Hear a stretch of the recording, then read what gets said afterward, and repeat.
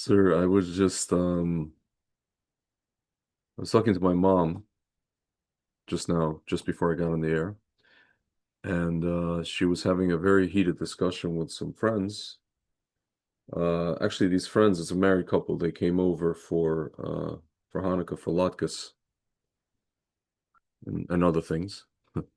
And the husband, actually, I was at the table when he asked this question. He asked the most common question, I would say, not only in Judaism but in humanity. Why would Hashem allow? It's a question you and I ask a lot. Why would he allow Bondi Beach? Why would he allow October 7th? Why would he allow, just make a whole list. Make a very, very long CVS, what I like to call a CVS receipt. Right? Longer, way longer. And I said to my mother, I said to her, listen, I said to her, there are people, individuals, who live in places like Jerusalem, in places like Tzfat. If you really want to find them, you can find them. And you can go ask them these particular questions, and they will maybe, if they feel like it and if they like you, they will sit down with you for like hours and hours and hours and hours one evening, and they will tell you why these things happened. They'll go into things like past lives. They'll go into things like what happened, what was happening in Europe before all this stuff, before this one event. They'll go into different things, right? Hashem gave them a little bit of a peek, a little bit, not the whole picture, enough to give an answer. And I told my mother, but the problem is those answers would make the people asking the questions want to punch the person, giving the answer, this tzaddik, in the face. They cannot accept the answer. They will not accept the answer. It's even, I don't know what's worse, to ask the question and not know the answer and be frustrated that there is, like you say, not available, or to actually go and get like some semblance of a, kind of a partial answer. What's more infuriating, and these people who are like what I would call an uninitiated in the Torah, meaning like they know a little bit, but they're not initiated in what's called listening to rabbis talk about things like past lives and tikkunim, rectifications. They're not initiated in any of that stuff. Even the people who are initiated, they don't like those answers. They don't like hearing harsh things. You're muted, Frank. Yeah. because it doesn't answer the real question. I Because know it doesn't. I know it when doesn't. somebody says Yeah. why, Yeah. they don't want, again, we've said this many We've times, they spoken. don't Yeah. want to hear Yeah. about Yeah.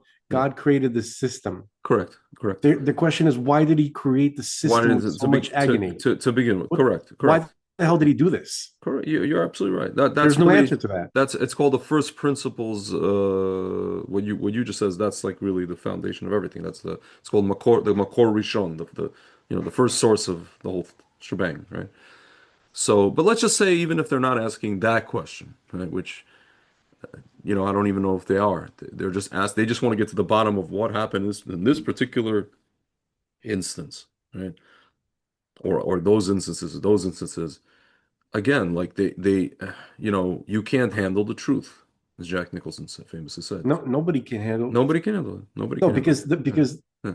Yeah. again, who really asks Hmm. about particular instances? When they are Yeah. asking Yeah. about it, they're like, why does this exist? Why is this Yeah. No, no. necessary? I think the breadth of this, or the origin of this question, ultimately, as far as I can surmise, I've always wondered why people are even asking the question, is because it's been explained to them, maybe even, well, it's not falsely. It's been explained to them that Hashem is, uh, you know, uh, first of all, there's nothing but Hashem. Hashem is, like this. He only, everything's for the best, right? Gamzul Tova, this whole phrase. Hashem is good. So if he's good and he also only wants to bestow goodness and like it's called what's called Hesed, then why would an entity that would want to bestow Hesed also allow this stuff? So to them, the people asking this question, and also to me, it does something is not, the math ain't mathing, as we say. The philosophical or maybe the celestial math doesn't seem to be mathing. It does math. It is mathing. In reality, it is mathing, but it doesn't sound like it maths, right? Because when you say, it's like if somebody told me like this guy is good, like some guy, not God, like some dude, right?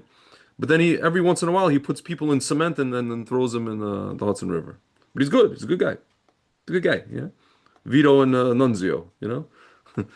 They're good guys, but every once in a while they put people in cement and they just let them drown. You know. Obviously, that's God is not Nunzio and Vito. That's a little bit more complicated, but it goes back to your statement. Yes, it's a complicated system. Why even the need for the system? Why is all of this necessary? We can cut to the chase. We can cut right to, just goodness and that's it. Like why. Yeah, What I realized when studying the definition of goodness is how little I care about goodness. correct. Because goodness is not God's goodness, Yeah, is not my goodness. yeah, What do I mean by my goodness? yeah, What I perceive as good, what feels good. yeah. Very Or, little to do with God's goodness. or at the very least, lack of But pain. here's the kicker though. Yeah, I didn't create myself and I didn't create my own sense of goodness. God put that in correct. me. Correct. He programmed us to think that throwing somebody into the river Yeah, and watching them sink and drown it's bad. is bad. It There are looks people bad. that Yet think that, he that does that it. think that's good, by the way, and that Yet he enjoy it. does it, Huh? right? Yeah, Yet he but no, does no, it. but there's people that think that that's enjoyable, by the way. I'm not talking about Yeah, psychopaths. I'm talking about yeah, regular people. yeah, Okay. yeah. And they probably didn't start out that way. Yeah. Okay. True. Something snapped Yeah, in something their happened. Yeah, effed up brains. Okay. yeah, I'm talking about a person, the average guy like me, yeah, right? Who God Himself programmed me to hate that, yeah, to find it despicable and yeah. disgusting, Even naturally, and not without and any not document telling you and should. also to not want to have anything to do with anybody who does anything like that. And And by then the he way, and then he has the nerve to yeah, be to demand that I say, "Oh God, if it's you doing it, that's good." yeah, That's the most. That's the thing I think that I struggle with the most. yeah. If he were to say to us, "Look, I'm going to do some stuff that you guys are just going to not find nice. You feel the way you feel. I get it." But he doesn't say that. We have to like him. Well, we have to like them, and then What? we have to read, we have to find books that do explain that. Books my ass. Yeah, yeah, No, no. yeah. Fun. Okay, that's not gonna work. Yeah, Not gonna be a book that's gonna. I'm sorry. it's true. But that's No, God you're right. Himself. You're right. You're right. You're absolutely right. You got to Yeah, turn yourself into a mush brain yeah, in order to like God. During like, what are you yeah, even talking yeah. about? Or just lock yourself in. Like I said to you Oh, guys, you have to lock yourself in a little, like a tiny little synagogue or house of study somewhere in deep in the bowels of Jerusalem. Put on a put on a white cloak and eat sporadically if somebody brings you something, and just sit there with like don't come out. Just sit there with like I don't know Kabbalah books or something like that, and no, that shit. that's not Here, gonna here, work either. that's not going to work. If you have a brain, Yeah, if you're a yeah, thinking person, if yeah, you have not taken leave of your senses, yeah, here's the only way to handle it yeah, that I have ever seen. We've mentioned this before on the podcast, but I yeah. guess here's a little bit more of it. Mhm, So basically, you have your a soul, okay, which mhm, you're not conscious of. mhm, You feel it from time to time, mhm, but you're not fully conscious. If you're a regular guy like me, right? If you're mhm, not, there are special people who their mhm, entire consciousness, even their conscious, like to use all these psychological gibberish terms, your conscious mind and your subconscious mind, right? So yeah, for most of us, the soul is kind of we sense it from the, to use the psychological term, the subconscious mind. but for most of us, the conscious mind is what we call the animal or the animating soul, right? But for certain people, special, we call them special people, we call them saints or Hmm. tzaddikim, right? Their entire consciousness is their soul. Like Hmm. it, there is no animal Hmm. soul, Hmm. or they Transcended it. transform They transcended their animal soul into their godly soul. So there's no more real animal soul that it. something like that. Okay. Yeah. But for Yeah. most of us, that's not the case. Yeah. Okay. Certainly not for me. Yeah. And, and so the only way that I can think of like realistically is like you have a soul, right? Like think about it's like having a friend Yeah. to a certain extent that loves God no matter what he does. Yeah. It doesn't give a rat's ass how many how many bad things you've seen God do and cause Yeah. in the world, how many horrible deaths and agony and sufferings and tortures that you've seen. Your soul couldn't care less about anything. Nothing could make your soul not like God. And we're Yeah. all attached to, these God groupies, so to speak, which we call our souls. That Hmm. we have this, we're linked like from on every level. Yeah. Okay. So the only way, like, so basically, and we're in a relationship with the soul, meaning like it's everywhere that we go and everything that we do and see, you're taking your soul with you. Okay.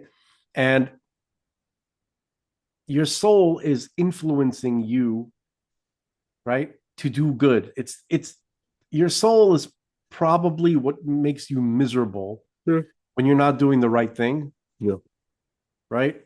It's the Yeah. guilt Yeah. that you're feeling, not all the time. Some like it's only justified guilt. Yeah. Like you're feeling your soul when the guilt that you're feeling is justified.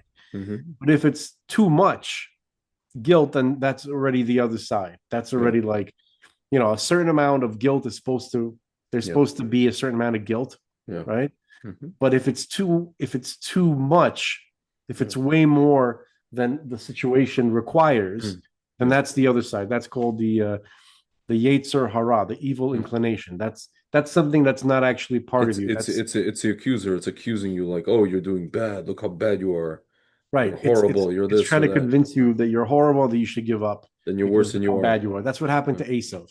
Yeah. But so but a lot of times, when you're just not, your soul, like I've said before, is your annoying girlfriend Yeah. or your annoying sister or your annoying mother, whatever. It's constantly like trying to get you to do stuff that God would like, Hmm. Yeah. right? And you have this connection to the soul, and that's really, I guess, how we have this like relationship with God. We both care about this entity, Hmm. right? Yeah. We don't necessarily like each other, right? Your Yeah. conscious mind and God, Yeah. right? But you can't help but love your own soul, Yeah. and you feel bad for it, Yeah. because it's like this pure innocent thing that you drag with you, Yeah. even when you go to bad places, like you go to the strip club, you don't realize it, but you're dragging your soul there, and that's not good for the soul. It's suffering Yeah. greatly. And the more your soul taps into, meaning like I remember like my, before I started learning Torah, I had less of a, my soul had less of an issue being dragged to those places. Not even strip club, just, yeah, just some club or whatever it Yeah, is. because it remains Be- dormant until Because you yeah, activate it. yeah, because it's just like, yeah, there's just like I don't say it's covered, it's just kind of like it's numb almost. It's kind of like, think about like a prisoner Yeah. that was imprisoned, Yeah. right, for many, many, many years, and it's just stuck in darkness, and it's like pointless. It's kind of like settled in its like little cage, Yeah. Yeah. and it just sees nothing but darkness. And then the first Hmm. time that you that you're exposed to something godly, Yeah.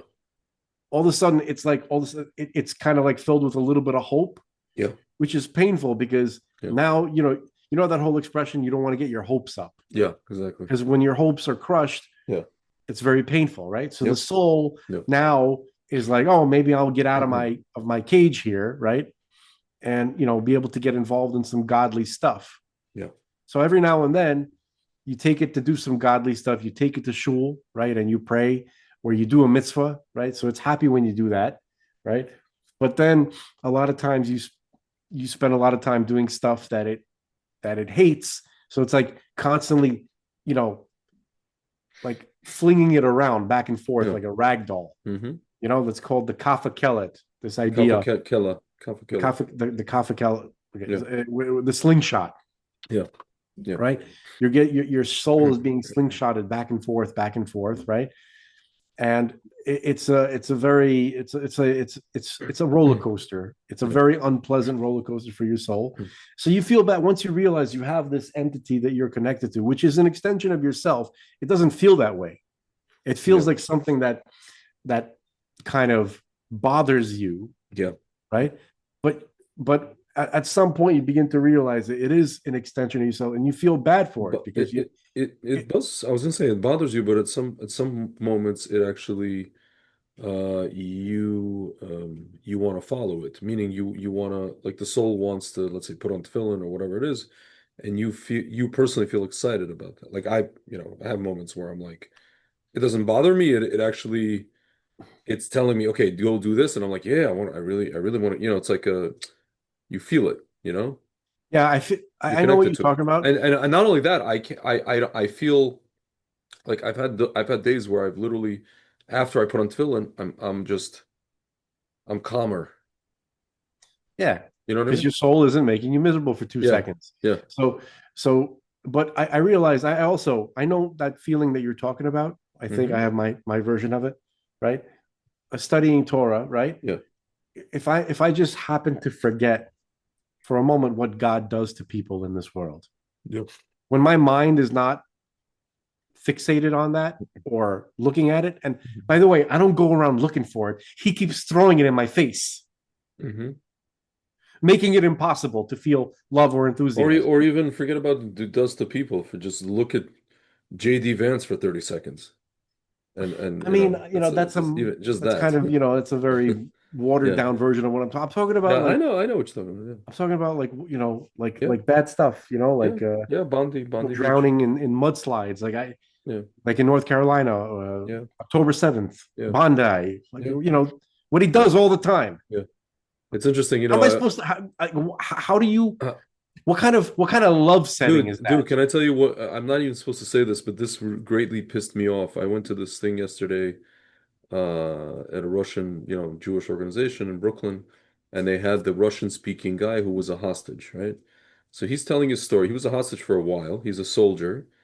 He's like 37 years old, but he happened to be at Nova, so he was captured from Nova. But he happens to be that he's an officer, right?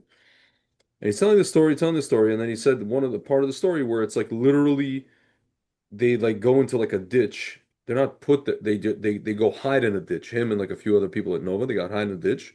And then he's like, okay. And then Hamas came. Long story short, they came and they just did what's called in Russian rastriel, just spraying that whole area. And then he says something like, they shot at my head, but they missed. He goes, I guess God had other plans for me. And I'm thinking, yeah, it's a factual statement. But I guess God didn't have those same plans for the other people that got Dafka shot in the head, you know? And what do I say to a guy like that? He's a Don't say hostage. nothing. No, Don't no, say I nothing didn't even because speak to the guy. I didn't even speak to no, the reason you don't Yeah, say nothing is yeah. because it's really rough being down here in this world I for know, literally every person. I know. If they found a moment of peace for Yeah, whatever reason, just yeah. fucking leave them alone. Oh, I And know, but just let them be. I know. No, but when I heard him say that, I'm just like, it wasn't even anything towards him personally, obviously. It was Yeah, more just like it's a common thing to say. yeah. What People in else? that situation say, like, I guess, and it's true, it's a fact. But it's like, it's crazy, man. The guy, he said he got beat up initially when they caught him, he's like, I left my what is it, my teeth on the ground on the floor. I left parts of my, I don't know, my face on the floor or something like that. And then he tried to Greg, be. thank you so much for starting this conversation the No, way no, this I'm time. trying to get to a kind of a point with this. I was happy for 2 minutes before we started this podcast. I was just listening to Smooth Operator or something like that. I wasn't miserable for three We'll talk seconds. about all this stuff, by the way. Dude, if you want, we can get into that. I was just telling Frank, I was telling Frank the other Nah, I'm just like, day. No, no, I hear you. I was telling Frank the other day, I was listening to this whole very, it's like a playlist that I guess the algo made for me of 80s songs, yeah, amazing 80s songs. Some of them are very, very, like they sound romantic. Not even the lyrics, they sound the way they were yeah, produced, the instrumentals, the singing. And I said, you know, these songs don't even need lyrics, meaning they don't, the lyrics could just be like Scooby-Doo. Literally, it's called a universal lyric. So the way it's sung, the intonation of the singer, coupled with the instrumental, with the production, is absolutely, from another realm, right? And Frank and I were just saying that it's some of the most romantic stuff that's out there, and there hasn't been romance like that really, maybe since like the early 90s. And by the way, that's probably why uh I mean, I can only speak for myself, but I'm pretty sure there's other guys out there like this. That's probably why a lot of guys are having trouble. I don't want to go into date this topic again. I know it annoys you, but a lot of guys are having yes, trouble, having trouble with this because, in let's say our parents' generation, or maybe even a little bit after that, let's say guys who are today in their 50s, right? Got married in the 1990s, right? Guys who are today in like their late 50s got married in the 1990s. So when they were dating, or guys who got married in the 80s, right? When they were dating, you still had that stuff. You still had actual romance. Dude, today, if I try to do like romance, anything romantic with a 25-year-old, average 25-year-old girl, uh, at best, unless she's like, I don't know, some anomaly, she's gonna think it's like just weird. She's literally gonna think I'm a weirdo. Not yeah. creepy, But just like just a weirdo. Like I'm like a Jurassic encased, thing in that from Jurassic Park, that thing inside of the ooze that froze, and like I belong in that. yeah, it's hard to find a woman who didn't grow up in an environment of filth. It's Not just every filth, like it's numb, it's like numbness, complete numbness. no, but that's the Yeah. same. Yeah. I'm saying Yeah. I'm connecting the two Yeah. ideas because Yeah. it's like our mothers, they danced to disco. Disco, was Sure. pretty cool and romantic. Yeah. Some of it, Uh, the 80s yeah. Yeah. and the 60s, Yeah. right? Yeah. There was The there was a Beatles, level there was a level of sophistication, Yeah. right? Yeah. There were no slimy booty Yeah. shaking hoes. Even like even girls from super Yeah. proper families, right? Yeah. When they went out, when they Yeah. go out now, Yeah. what are they dancing to? What are they listening to in the club when It's they want to go out and be in the just, club, yeah. right? So in the 70s, if you came from a very like a very conservative family or religious family, you went out Mhm. and you danced to, you know, more than a woman, Yeah. it was romantic. It Yeah. was about love. Okay, Yeah. yes, there Yeah. was sex involved, Yeah. but it was romantic, Yeah. right? You're The more than a vibe, the woman. vibe was Like romantic. Yeah. the vibe was completely different. It was Yeah. exciting. Yeah. Now it's the basest, ugliest, like and then now you're gonna date a woman who grew up listening to that kind of music. Like Yeah. your only chance is to find a girl who somehow was not into that and she Bro, if I was have a different than if everybody I have else a and she girl loved in my 80s or if whatever. I'm gonna have a girl who's 30 years old, and let's say in like she's in the front seat of my car and I'm driving her home or something like that, or we're going out somewhere, and I put on, you know, dun, dun, dun, dun, don't stop the dance. Yeah. Dun, dun. Pardon my language, I'm sitting there, Yao Huivayo, Yeah. and she's just like, what is this? And it's not a I product can't of age. don't do the voice, Greg. Don't do the voice. My sister did that once. I put on Ice House. She's like, "What is this?"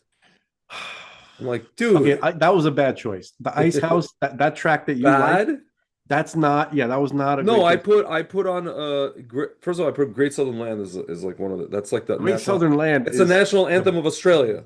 the best Yeah. choice. It's not the national anthem of Australia. No, I mean Australia no it's a longer figurative. I exists. know it was a national anthem of Australia in the 80s and Yeah, 90s. it's no, it's amazing. Great Southern Land. Boom, boom, boom, You got boom. no, yeah, you got your soul, like your mind cannot. It's Their you. What am I trying to say, Greg? Your mind cannot like fly.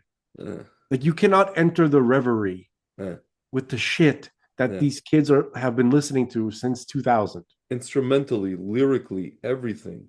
The This is reverie what means where your mind can Yeah. literally This escape is and what you I was can trying to explain to my friend who's whatever. His musical taste has entered the realm of brain rot. brain rot. It's like It's a compliment. brain weld, like brain cement. I don't know. So anyway, just for the Yeah, folks who are kind of like struggling like me with God, right? yeah, And in terms of the whole loving thing, not about at this point, if you're, this if you're wondering whether or not God exists, this show is probably not for yeah, you. yeah, We already operating, like with the full knowledge of God's existence yeah. and his activities, that's a foregone conclusion. What we're talking about is how to relate to the real God. To okay, so the best the best that I've ever heard is that you have a relationship, some part of you that's very, very unconscious, loves God no matter what. That's your soul, your godly soul, and it's connected to you at all times. And when you and it goes where you go, and you cause it suffering or you bring it joy, Hmm. right? Hmm. And on that level, you can relate to your own soul. Okay, you could have some mercy and some pity on your own godly soul Yeah, and be involved in things that make it uh happy and don't cause it great agony and suffering. And I don't know, that's like the best. I think that's the best available yeah, way of being on good terms with God, who you don't like. yeah, yeah. I mean, even if you That don't is like him, I'm correct. still scared of him, Yeah, at the very right? least. At the very He's least. real and he's Yeah, going to get his way, and it's better to cooperate. yeah, And also, he obviously cares very much about your godly soul, right? yeah, So by not making it miserable and not causing it to suffer, yeah, maybe he can have more mercy on you. I don't know. I don't know. I'm just speculating. yeah, Okay. yeah, I'm hoping. That's my kind of inner hope. yeah. And I think that's the most realistic way of relating to God. If your brain is in mush. Frank, can I tell And you Sadiqim, yeah, I'm sorry to say this. yeah, I'm sorry to interrupt you. yeah. Excuse me. Sorry, I'm rubbing my eye. But No, most Sadiqim of are people apologies. who they see more than I do. Yeah. But I don't I never heard any explanation or any response to what troubles me. I don't Yeah. think it's something that even they can answer. No, they They can't. just live in a different state of. Yeah. They to them it's I don't want to say it's a non-question. They just don't feel the need to ask it because they're so like we spoke about this, because they're so connected. It's kind of like, the Klausenberger Rebbe. He was in the Holocaust, and then he whatever, like lost his whole family, and then he said, and then what's his takeaway? Well, first of all, what does he do? He comes to Brooklyn, he starts a family, then he moves to Israel, continues his family, builds a hospital, and then he famously says, when some of my happiest days were in the camps. Why? Because when they shaved us all, to me, then I didn't see a distinction between a Hasidic Jew and a secular Jew. Everybody was a Jew. Everybody looked the same. They shaved our faces, Yeah. shaved my beard. Like these. This is a person. He's not even from this galaxy. Forget about planet. He's not from the galaxy. It's entirely possible he's one of the UAPs. You know, like, So It's you know what based on what you just said, yeah. right? Mhm. I would never be able to bring my issues to a guy like that. Yeah, I of wouldn't course even not. ask him the question There's no point. because it's just how do you say something like that to a guy like that? Like I'd be worried about like he's too delicate.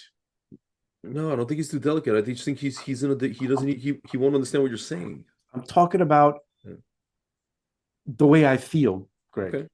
Okay. When a person like that, I would never want to like they function on a level I wouldn't want to He's like interfere rule.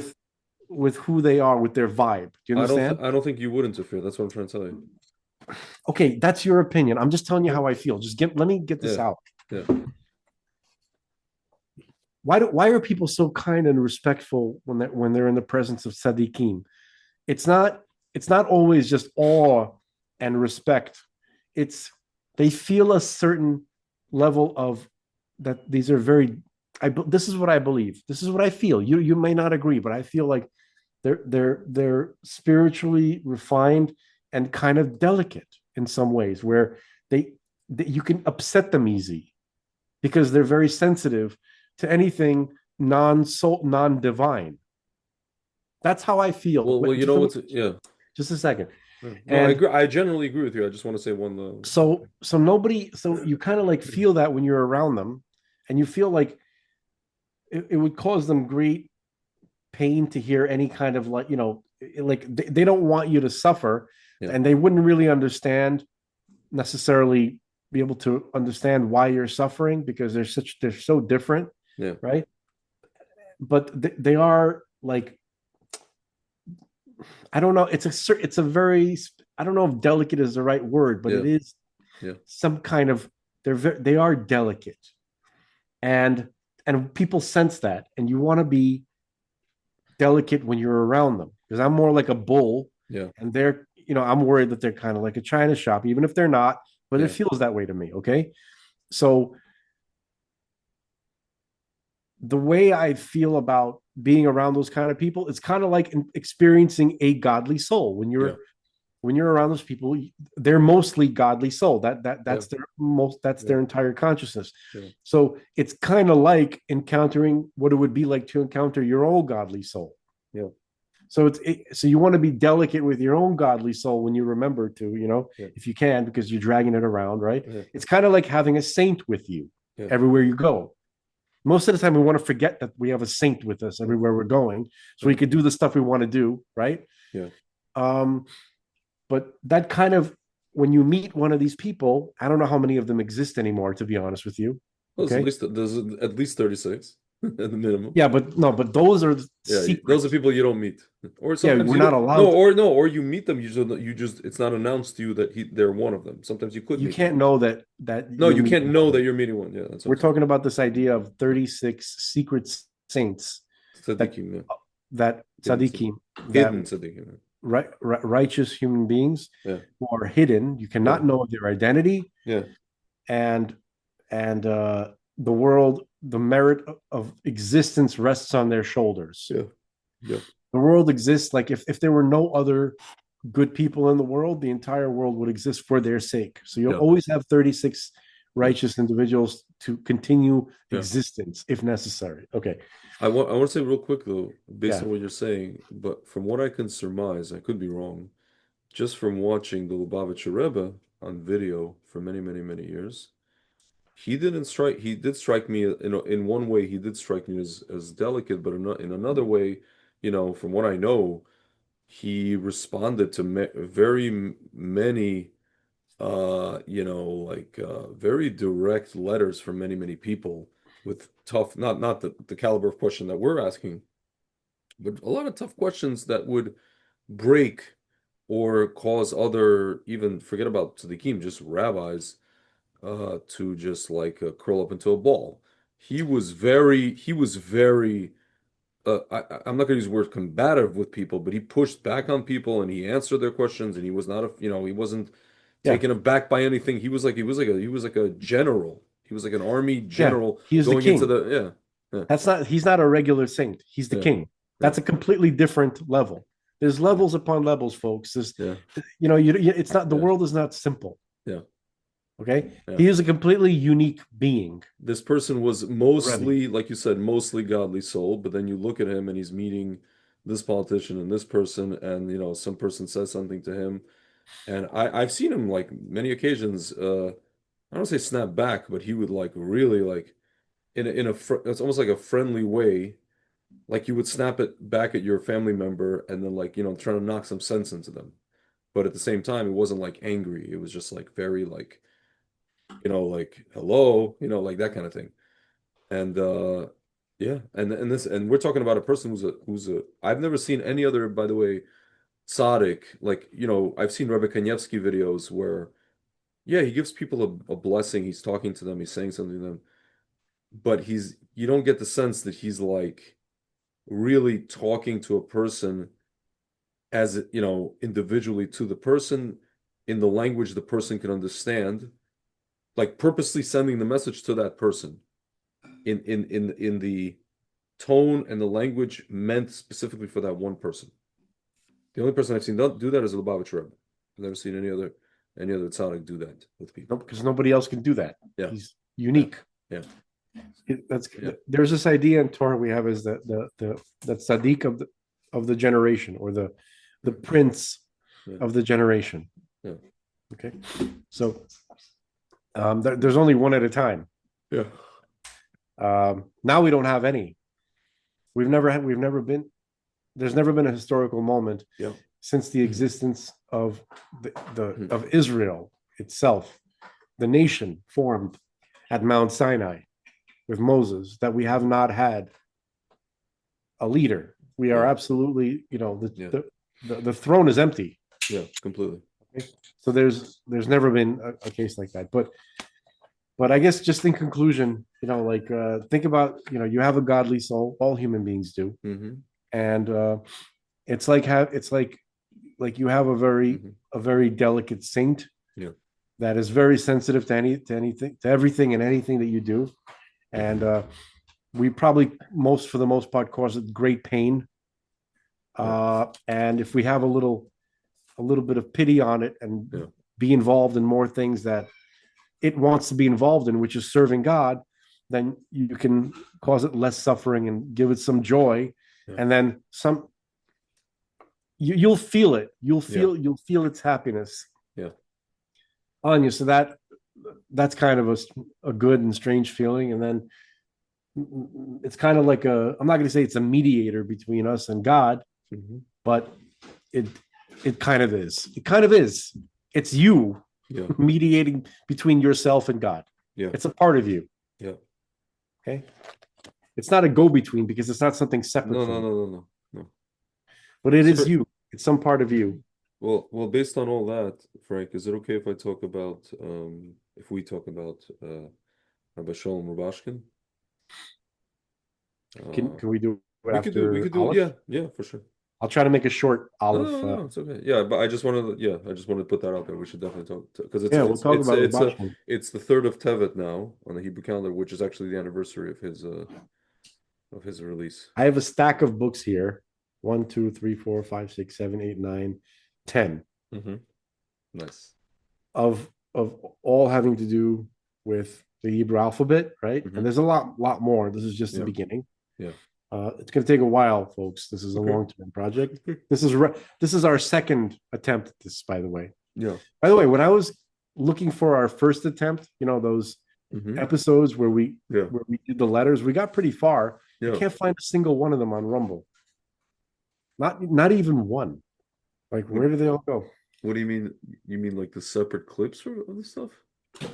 We did episodes. Yeah. Oh, you We can't cut find the where we went, episodes where we did it. Oh, and I don't see them at all. they should be there. I don't know. We're gonna have to look into this. Uh, We're gonna have to have an exploratory committee, Mr. Frank, yeah. to find Okay. our lost footage. We have a lot of it apparently. We do. Yeah. Okay. The letter Aleph, which again looks like this. Mm-hmm. Two U's and a Vav. Yeah. That's how it looks like Okay. Yeah. in the Torah scroll. Yeah. Okay. Mm-hmm. So the commentators write that the letter Aleph represents God. We mentioned that before, and his glory.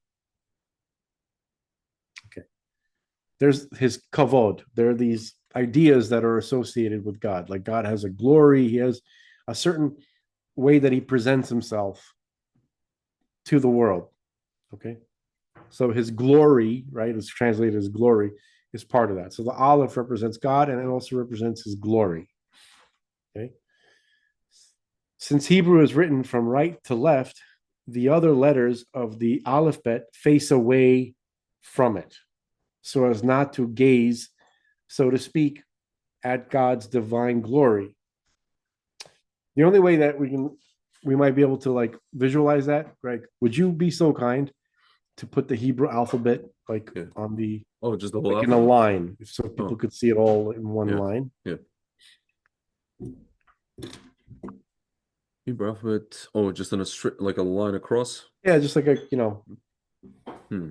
I can do. They have charts. They have all kinds of charts, but they don't really have it. Oh, actually, see if I get there you go. Here you go. Chabad, incidentally, Chabad has this wonderful. It's like a line. It's two lines, but let's see what we can do over here. Like this. There we go. There we go. that's fine. Yeah. Folks, if you could picture, the lower half lined up with the upper half, Yeah. right? So, but anyway, this is good. So if we're starting from the top right, and we're moving towards Left. the left. Yeah. Okay. So as you can see in the top right is the letter Aleph.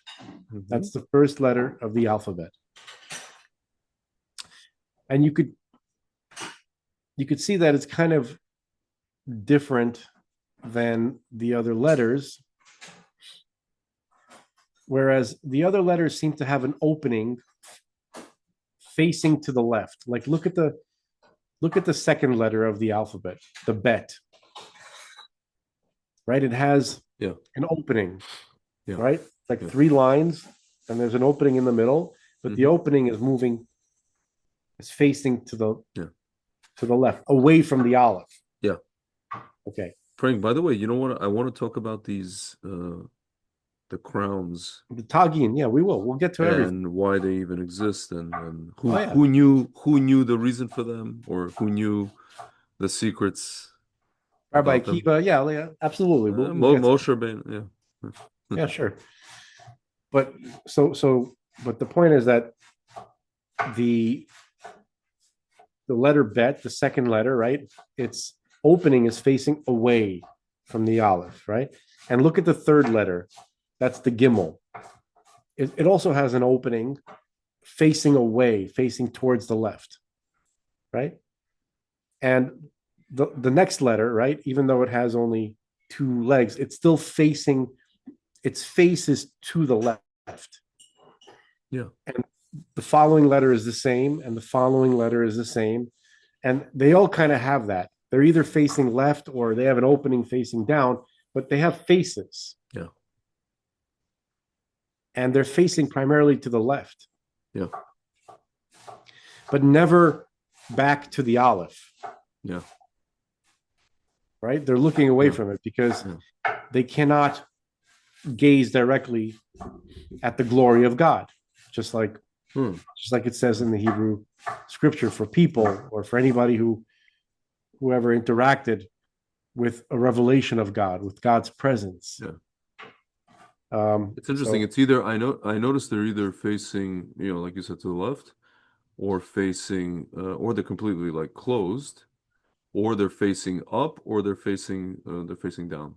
but never Never to the towards right. the beginning, Yeah. towards the olive, right? Yeah. Yeah. And so basically, this is part of the teaching. This is related to the verse in the book of Exodus, Hmm. chapter 33, verse 23, which says, "You may see my back, but my face may not be seen." God's glory. Hmm. So the letters are teaching you that because the olive represents God's glory. Okay. Uh, it continues. the numerical value has, excuse me, the letter Aleph has a numerical value of 1. And that represents the unity of Hashem. We mentioned that last time. There's this term here, which this book calls the fulfillment. Okay, every letter Yeah. has a fulfillment. I know that's a weird thing. What is a fulfillment?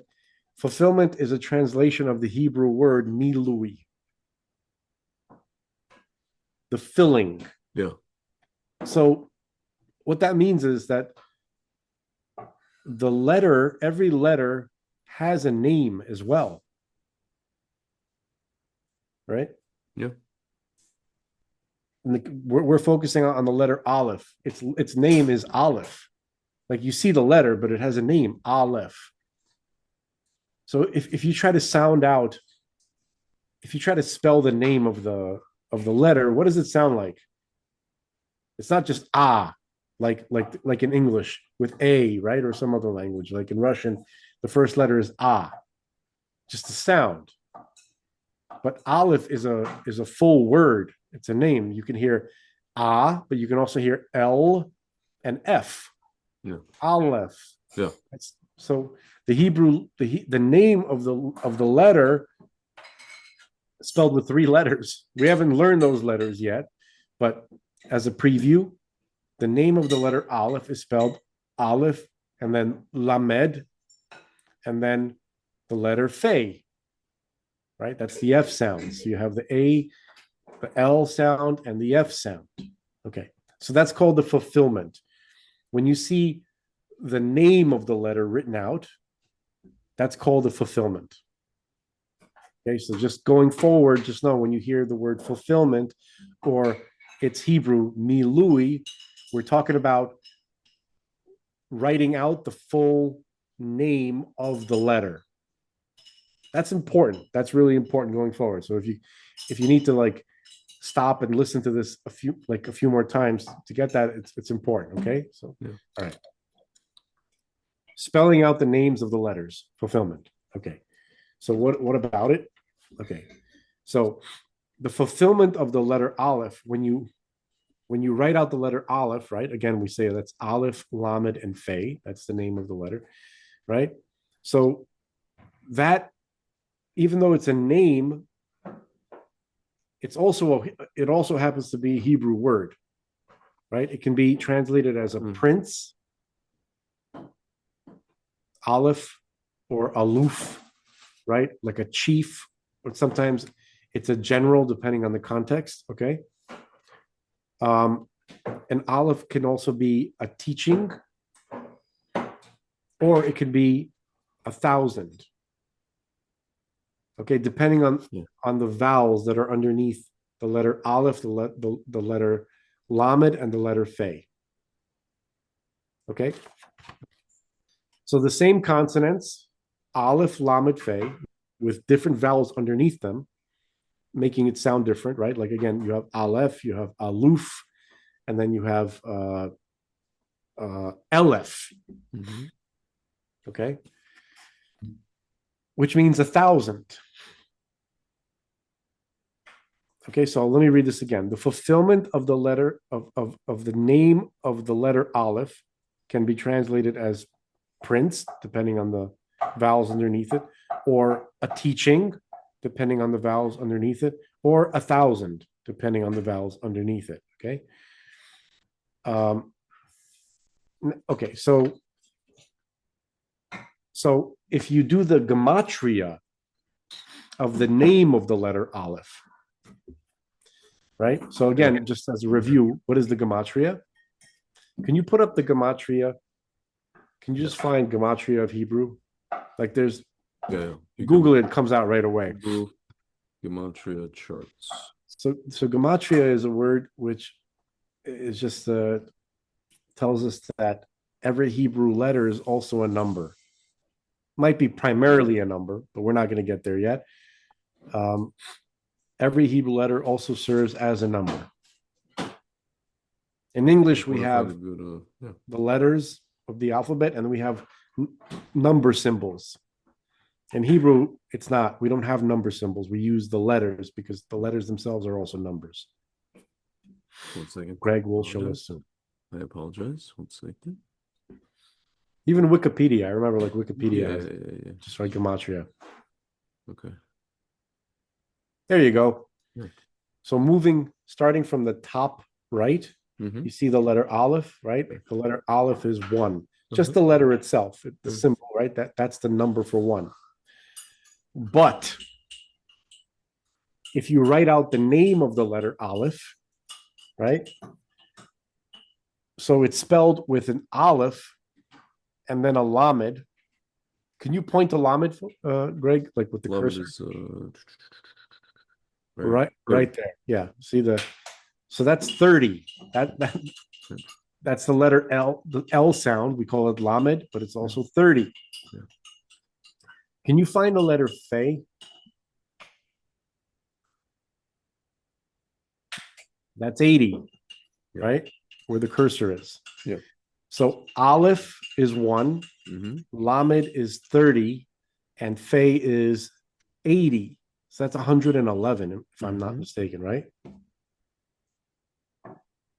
Yeah. Yeah. Okay. So what's amazing about Aleph, we talked about Aleph meaning unity, right? And it's the number one, right? And it represents God. Mm-hmm. And then, but even the spelling of the name of the letter Aleph is just more ones. It's Yeah. 111. Yeah. Yeah. Crazy.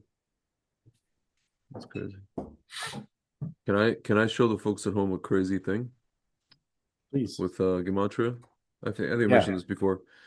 If you okay, so the way you write USSR in Russian is SSSR or SSSR, right? So if you write that out in Hebrew, that is the letter Samach, Samach, Samach, and then Resh, right? Yeah. I'm pointing to Samach now. So that's 60, and then three of them is 180 plus Resh, which is 200. That's 380. That is the same gematria as the Hebrew word for Egypt, which is Mitzrayim. We could do it now if you want. Yeah. But it's 380. Take my word that it's 380. Well, So hold it's on. Actually, hold on. There's one more thing about the 111 that we just talked about, the okay. 111. Mhm. So he says here that what why 111? Because in the number system that we have here, we have ones, tens, and hundreds, right? And and the alphabet Mhm. represents the basic structure of all of existence because we know that God created the world using the Hebrew letters, Yeah. right? So you have ones, tens, and hundreds, and everything else above that is just based on that basic structure: Mhm. ones, tens, and hundreds. Mhm. After that, it's just a repeating pattern, Yeah. right? Like thousands is just Yeah. kind of like a continuation of this structure. Yeah. So the 111 shows that God is one on every level of existence, which Yeah. itself is represented by the Hebrew letters. Yeah. Yeah. Okay, so let's see this But SSSR thing. I just showed it to you. What did you want to add? What do you mean? What do I want to add? No, you wanted to show something. I said it's Mitzrayim. Oh, I thought you wanted to show like a graphic or Oh, something. I mean, I don't. There's nothing really to show. I mean, I just made a calculation. Yeah, If there's a here, there's actually a website, Chabad info.com. They actually have a little here. 1 second. A little blurb about this actually here. It's called When the US Government Paid Chabad to Distribute Aid in the Former Soviet Union. So it's like this whole article about this whole thing. yeah, I guess this happened in the 80s. And it goes on to say, here, this is the part of the 1 second. See, it says, yeah, it says, this is Rabbi Zaltzman. He did a lot of stuff. Hillel Zaltzman. He did a lot of stuff in the Soviet Union.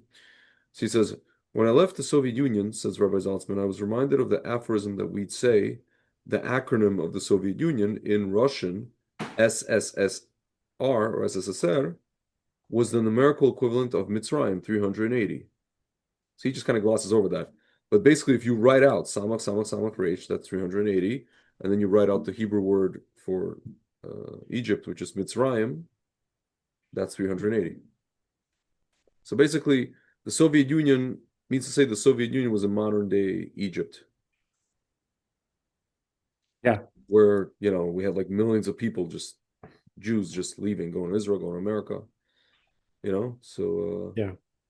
and not only the fact that millions of people left, it's that you know, it it destroyed, the Soviet Union destroyed or tried to destroy people's souls. It destroyed their connection to God, the connection to Torah. Still to this day, a lot of people are completely disconnected from Torah. If you talk to Russian speaking Jews in Israel, both in Israel and in America, you mentioned it to me, you talk to some of your family members and it's just like you can't get people to sit for 15 minutes. Not And that's even and that's the Soviet Union. That's the conditioning of the Soviet Union, just in in some ways kind of moved on to here too. kind of what? It moved on to here as well. No, no, for sure, dude. That's what I'm saying. That they came here and it just, you know, that's why every time I see Russian speaking Jews who what's called, who do tshuva, who become Torah observant, let's say in America, and pretty much anywhere, people who didn't grow up a certain way, that way, right? They do it in their 20s. They do it. Some people do it like my parents did it in their 50s. They have friends who did it in their 50s, 60s even. Not only is it an impressive thing when they actually do it. You mentioned, the whole like they it's like letting a prisoner out of prison, and it's such a great light.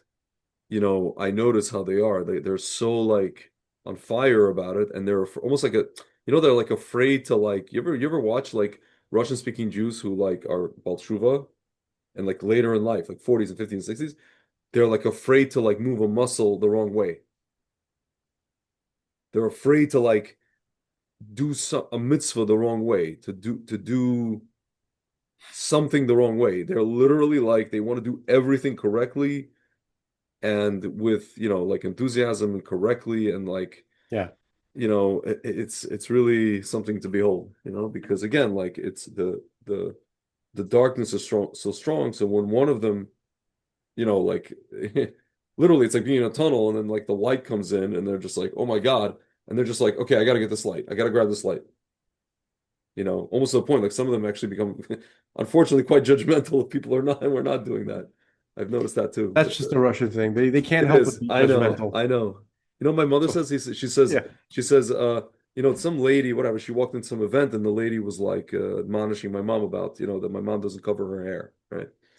Doesn't have either a wig or some Russian a kind of Russian lady, yeah, yeah, Russian. yeah, a Russian Balshuva lady. And that's just I'm Yeah. telling you. Yeah, yeah. So my mom goes, она была такая комсомолка, и теперь она все равно, she was like part of Komsomol, like the youth communist organization, Yeah. and now she's just part of it. This is a new Komsomol for her. She just switched to a new different Yeah, Komsomol. they just I hear that. There is unfortunately an It's very element of funny. that. Yeah. To them, to my parents, it's not funny. To me, it's funny. I want to read one more thing about Yeah, Olive, and then we'll finish this yeah, Olive section. yeah, Because all right. yeah, Very interesting. I don't think we ever mentioned this before. yeah. So check this out. We mentioned earlier Mhm. that the letter Aleph, can you put Aleph on the screen? Remember that one Yeah. that you Oh, the found the like one that was moving around. Yeah, the yeah. GIF, Yeah, the Sofer Stam. One second. GIF? GIF. Yeah. Was it a GIF or a GIF? I don't know Or anymore. a I don't. gaff? My mom. Uh, she says, meme. She says meme, and Meme. I'm like, you know what? Mimi. It could be meme. It could be.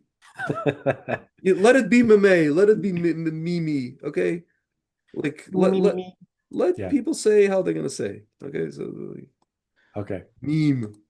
It's a meme. Right. Okay. So check this out. We see that the we have a yud on top, then we have a diagonal line, which is the vav, Yeah. right? Yeah. It's kind of like a funky vav, but it's a vav. Yeah. And then look at the bottom yud. Hmm. Yeah. right? You see, it's a little different, Yeah. right? It's like kind of like a little bit more elongated, right? It's not the direct what's called what is it like reciprocal or direct mirror of the yud on top. It's not. It's Yeah. correct. It's not. Hmm. Um, it's almost like it's starting to look, it looks a little bit like an upside down Dalet. Like Yeah. it's like a yud that's kind of like Yeah. Unfinished becoming a dollar Dalet, almost. right? Like an unfinished dollar It's almost. still a yud, but Yeah. it's starting to. So Yeah. so check this out. Yeah. As mentioned, the letter Aleph represents Hashem's glory. We mentioned this glory, right? Yeah. After after Adam Harishon, after Adam, the first man, ate from the forbidden fruit, Hashem, as a consequence, had to hide some of his glory from human perception. It was a different state of consciousness before the fruit incident. Okay. Hashem had to hide some of his glory from human perception. So, this is the reason that Adam was unable to remain in Gan Eden, in the Garden of Eden. For a while there, he was able to appreciate Hashem's full glory. Like Hashem prepared a certain glory for humanity to experience and to interact with.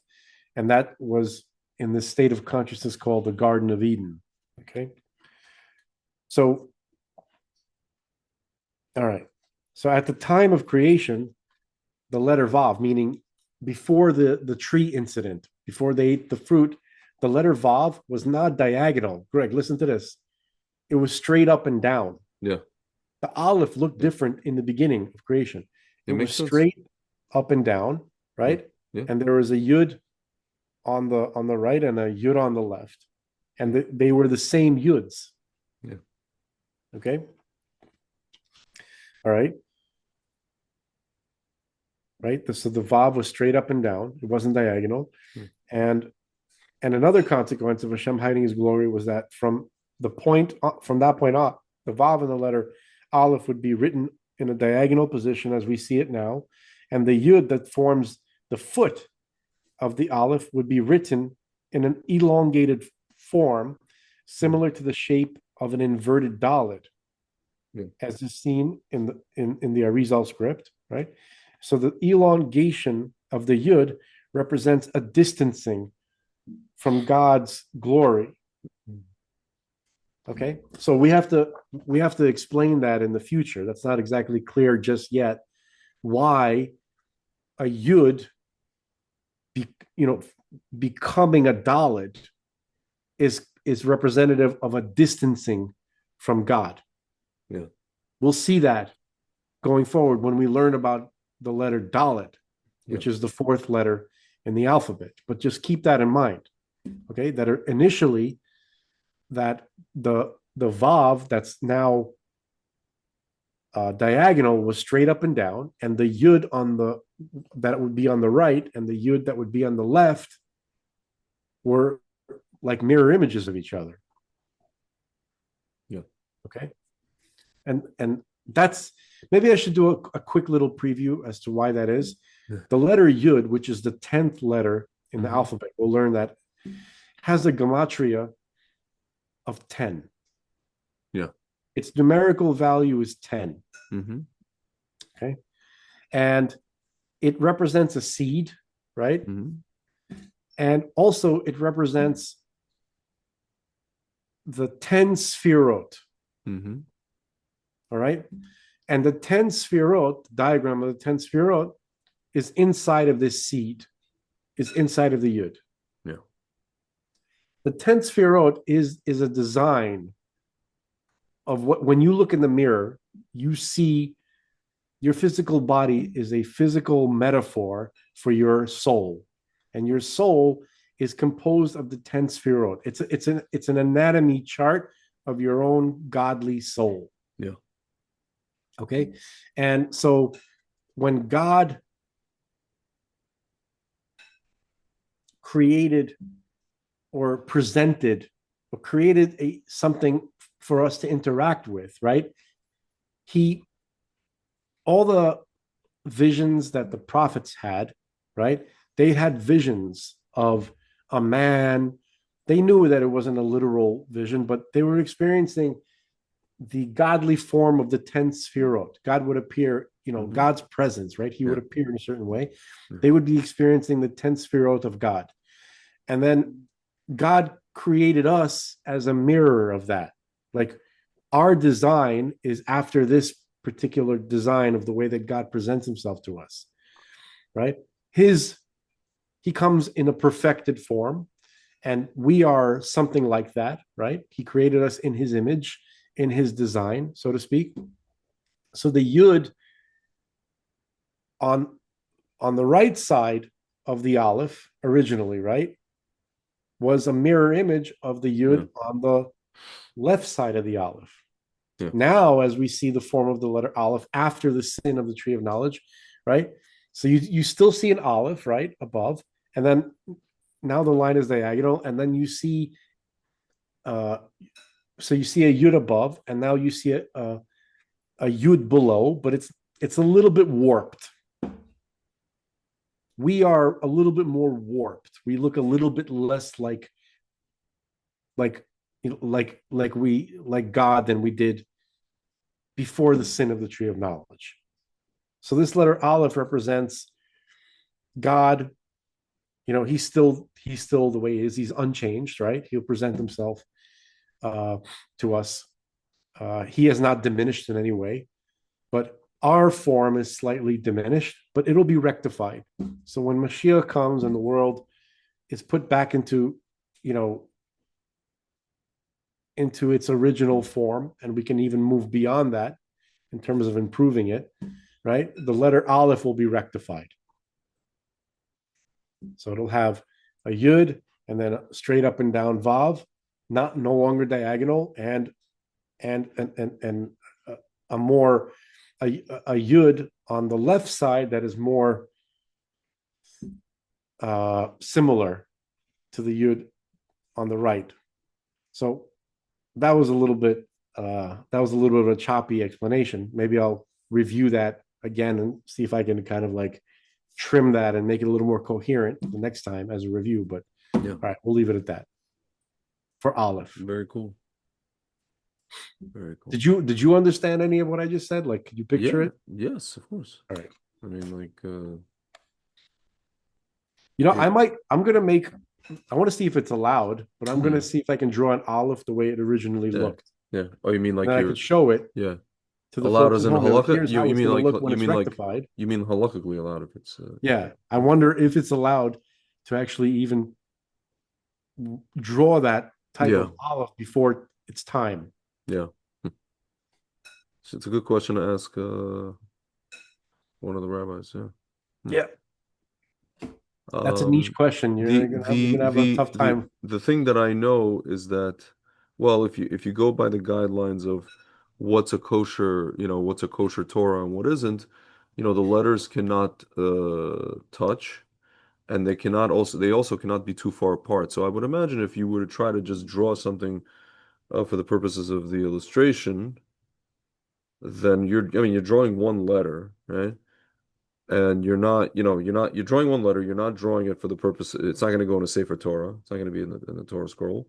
I hear you. It's still a good question because it's entirely possible, there's other things at play that we don't see I would assume spiritually. halachically, technically, it's probably like whatever, but Fine. spiritually Yeah, may not be the best idea.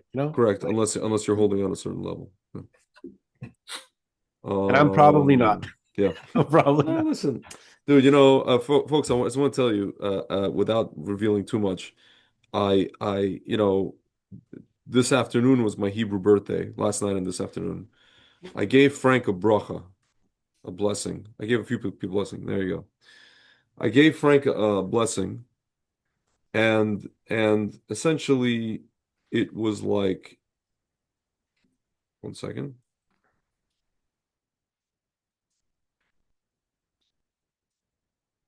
Sorry, I thought I heard something.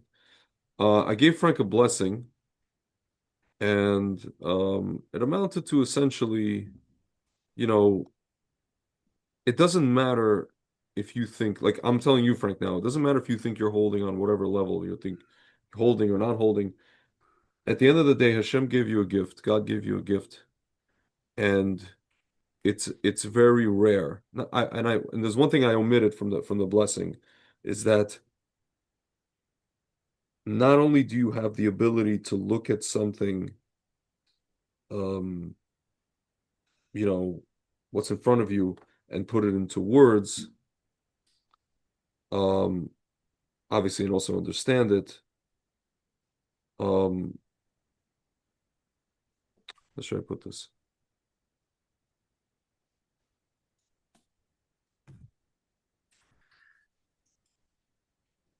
You also have the ability to, yeah, I mean, you have the ability to connect it to something that people didn't even think about, you know? And it's funny because like when I first started talking to you, you were saying certain things like Torah concepts that sounded to me like I had heard them before at some class. And I think I actually may have, but I actually don't even remember where. And then I heard it from you, and I was like, on the one hand, it's like a duality. On the one hand, I'm like, I heard this somewhere before, I don't know, 10 years prior from some rabbi, but I don't remember who it is. But on the other hand, it's entirely possible I never heard it before, and Frank just came up with that on his own, if that makes any sense what I'm saying. So I was gonna say that like you have an ability to retain. I mean, I also retain information when I learn it, but you have an ability to retain crazy information, amounts of information, not only amounts, but like relevant information to what we're talking about. Let's say we're talking about, I don't know, certain people in the Torah, certain characters in the Torah. And there's things that you have said to me, and I know that they're legit, even though you didn't bring the source, you didn't bring the exact page, exact book, whatever it is. But I know these are like real things. I know these are real Torah ideas or interpretations of, let's say, who was Esav, who was Yaakov, who was this person, who was that person. They check out, right? Um, Not only they check out, it's like it's almost like you're making it, yeah, I mean, you're making it relevant to today, to something that, you know, people we meet have these character traits or have these, I don't know, accomplishments, let's say. This guy was very wealthy. This guy was very, whatever, an orator. This guy did this. This guy that we know people like this. We see people like this in the public, except they're not on a spiritual level like these people. So you mention these things, and I'm just like, you know, I sometimes think to myself, Frank claims that he's not on any level. I'm not on a level. I'm not this. I'm not that. Can't I tell you something? I don't give a shit. Because you know what? Some of these rabbis, forget about even stuff, they don't know how to give over certain things. Listen, they have sources in their back pocket, right? I'm sitting in a Shabbat meal. This young guy, God bless him, he also became religious later in life. And he's sitting there and he's training to become a rabbi, right? So he goes, you know, um, I'll just quote him and then I'll explain what he's saying.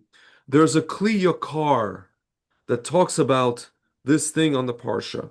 Kli Yakar is like a book, right? It's a rabbi that wrote a book. And I'm thinking to myself, dude, if I'm a person sitting there and let's just say, for example, I wouldn't know who the heck the Kli Yakar is, or the Basis Royal, or this Right. commentator or that commentator, what would it matter if he would have said, you know, granted, you have to bring a source. That's how he's trained. But what would it matter if he would have said there's a Clio car or that I wouldn't know, I wouldn't be able to check, right? I would rather he said, there's a commentary that Okay. says, no, but you know what I'm saying? I hear you, but he might have assumed that Yeah, Like for everybody instance, at the table knows. Yeah. yeah, like people Yeah. Yeah. like you take shit for granted too, like for our Sure. audience. So Sure. now you there you go. You got some of Yeah. your own medicine. No. I didn't what is it called? I wasn't upset at it because I know, meaning I know what the clear card, like everybody at the table is initiated Yeah. and he knows that, right? But that's not my point. My point is just because we're all initiated, everybody at the table is also was a secular person until they were 25 or 30 years old. Everyone, including him. So like I wanted to almost tell the guy because he's such a sweet guy. I didn't want to like whatever. I'm like, dude, just He went native and he thinks yeah, everybody else went native too. yeah. I'm like, dude, let's just talk s- Folks, human language. when you see the Orthodox Jewish community, right, has its own language. Yeah, Like even though they're speaking English, it's mixed with these yeshivish yeah, concepts. Concept we say associated with the yeshiva, with Torah study, yeah, and in yeshivas yeah, you're going to hear yeah. a lot of Yiddish phrases. You're going to hear a lot of Hebrew phrases. You're Or going to or you're hear gonna hear a Aramaic. or you're gonna hear a phrase like, okay, let's go over this very famous Rashi. I was going to get to that Yeah, too, yeah, right? So basically, like all of the Torah concepts, right? When you bring a concept, it's customary to cite the source, yeah, a trusted source, a yeah, source that there's no funny business. It's yeah, that they're bringing the real Torah tradition, right? yeah, So we say, oh, we're going to bring the Rashi. So the Rashi is the name of it's an acronym which represents the name of yeah, of our most famous Torah commentator, right? yeah, Rabbi, yeah. was it Rabbi Shlomo or Rabbi Shimon? Shlomo Yitzhaki. Rabbi Shlomo ben Yitzhak, Yeah, Yitzhaki, right? yeah, yeah. So the acronym or the acrostic, however you want to, Yeah. right, That's okay. of his name, Rabbi R. Shlomo Shin, right? Yeah, The first letter is Shin, and yeah, then Yitzhaki, right? yeah, That starts with a Yud. So you yeah, get three letters: yeah, Resh, Shin, Yud. That's Rashi. yeah, Okay, so when someone says, "Oh, I got a Rashi here," that means here's the commentary of this rabbi. He lived a hmm, thousand years ago in yeah, France, right? yeah, And here's what he writes about the meaning of this verse. yeah. That's the Rashi, right? Hmm. And then you have other commentators as Yeah, well. So yeah, we just call their commentaries by their name. yeah. They're acronyms and yeah, Sometimes, books. yeah, like Yeah, the Ramban or the yeah, Rambam or whatever. There's a yeah, lot of, yeah, Rabbi Moses ben Nachman, right? yeah, But sometimes yeah, rabbis they write a book and they give yeah, the book a title, yeah. And and they're it's just a commentary on the Torah. It's yeah, yeah, they wrote a book. yeah, Okay, one of those books was this book called the Kli Yakar. yeah. Okay, I think it was like Rabbi Shlomo Ephraim. Rabbi Shlomo Lundschitz. It's possible I'm Right, related to he him. lived 500 years ago He lived in in Prague. 1550 to 1620. Yeah, Yeah, in, Pro- in he was from Prague. He was actually, I think, one of the actually he was the dean of Yeshiva in Lvov, yeah, but he was a where I'm student from. of the Maharal, the famous Maharal It's of the Golem, right? Yeah, he was he born was. in Poland. He actually was born in no, he was under Solomon His, Luria in his story Poland. is amazing. He Yeah, was kidnapped yeah, and by the Catholic Church, yeah. and then he was recovered somehow, and the Hmm. Maharal was involved in his recovery. Really? The clear Yeah, card specifically? I remember reading, I remember hearing a story It's possible. about it Really? like maybe 30 years ago. I heard maybe I'm mixing it up, but It I don't think might be a different. It might be, no, he started. This guy's from no. This guy's from Poland. He was from Poland. Oh no, here we go. He was appointed rabbi of Prague, a position that he filled until his death. never doubt me. Never doubt me, Greg. No, but it doesn't say anything about. It would say something about Okay, Maharal. so Yeah, I'll dig it up. I'll see if I can dig up the yeah. information. I was kidding about the never doubt me thing. Kidding, but not kidding. I don't know. All So right. he was the dean of just to tell Okay, people, but he wrote a yeah, book called the Kli yeah, Yakar, which means precious the precious vessel. vessel. Yeah, So he named his book. Okay, it's just a commentary on the Hebrew scripture. yeah, Okay, so when we refer to commentaries, sometimes we just refer to the name of the book. We don't even mention the rabbi's name. We just say, "Oh, we call him the name of his book." yeah. Like Right? the basis royal or the. Yeah. A lot of Okay. them. So we don't even remember half the time. We don't remember the rabbi's name. We just remember the Yeah, book he wrote, yeah, right? yeah, I mean, we remember his name, but we call him by the name of his book. yeah, So that's kind of like that's yeshiva stuff. That's like when you go yeah, native with Orthodox yeah, Jews, yeah, that's the kind of stuff you're going to hear. You yeah. don't nobody watching this has to worry about that. No, so what I no, but what I my point was about the way you give it over. I think it's m way more. Not only is it palatable for most people, it's even if somebody like me who, yeah, I mean, I know I recognize the sources. It's actually more accessible even to me, or helps. It's better for me to hear it that way than to hear it like, the guy's pulling out a source out of his back pocket and then blah blah, just to like impress the ladies, so to speak. that's a very That's that's a literally very what this niche is. lady to impress. Yeah, exactly. That's a very niche category of ladies. Exactly. But God bless them. it does impress some of them. Yeah, it's true. Yeah. Okay. So Yeah, that's a very learned kind of circle. yeah, Like that's yeah, so anyway. Um, yeah. yeah. You know what else is amazing? And by the way, thank you for all the kind words that you said. And it's funny Listen, to me yeah, when we keep talking about, oh, we're this level on that level, right? I could yeah, see some people in the audience thinking of us like we're literally standing on a level, like yeah, those yeah, those levels that we yeah, use yeah, for yeah, yeah, to hang a photo, to hang yeah, a picture. yeah.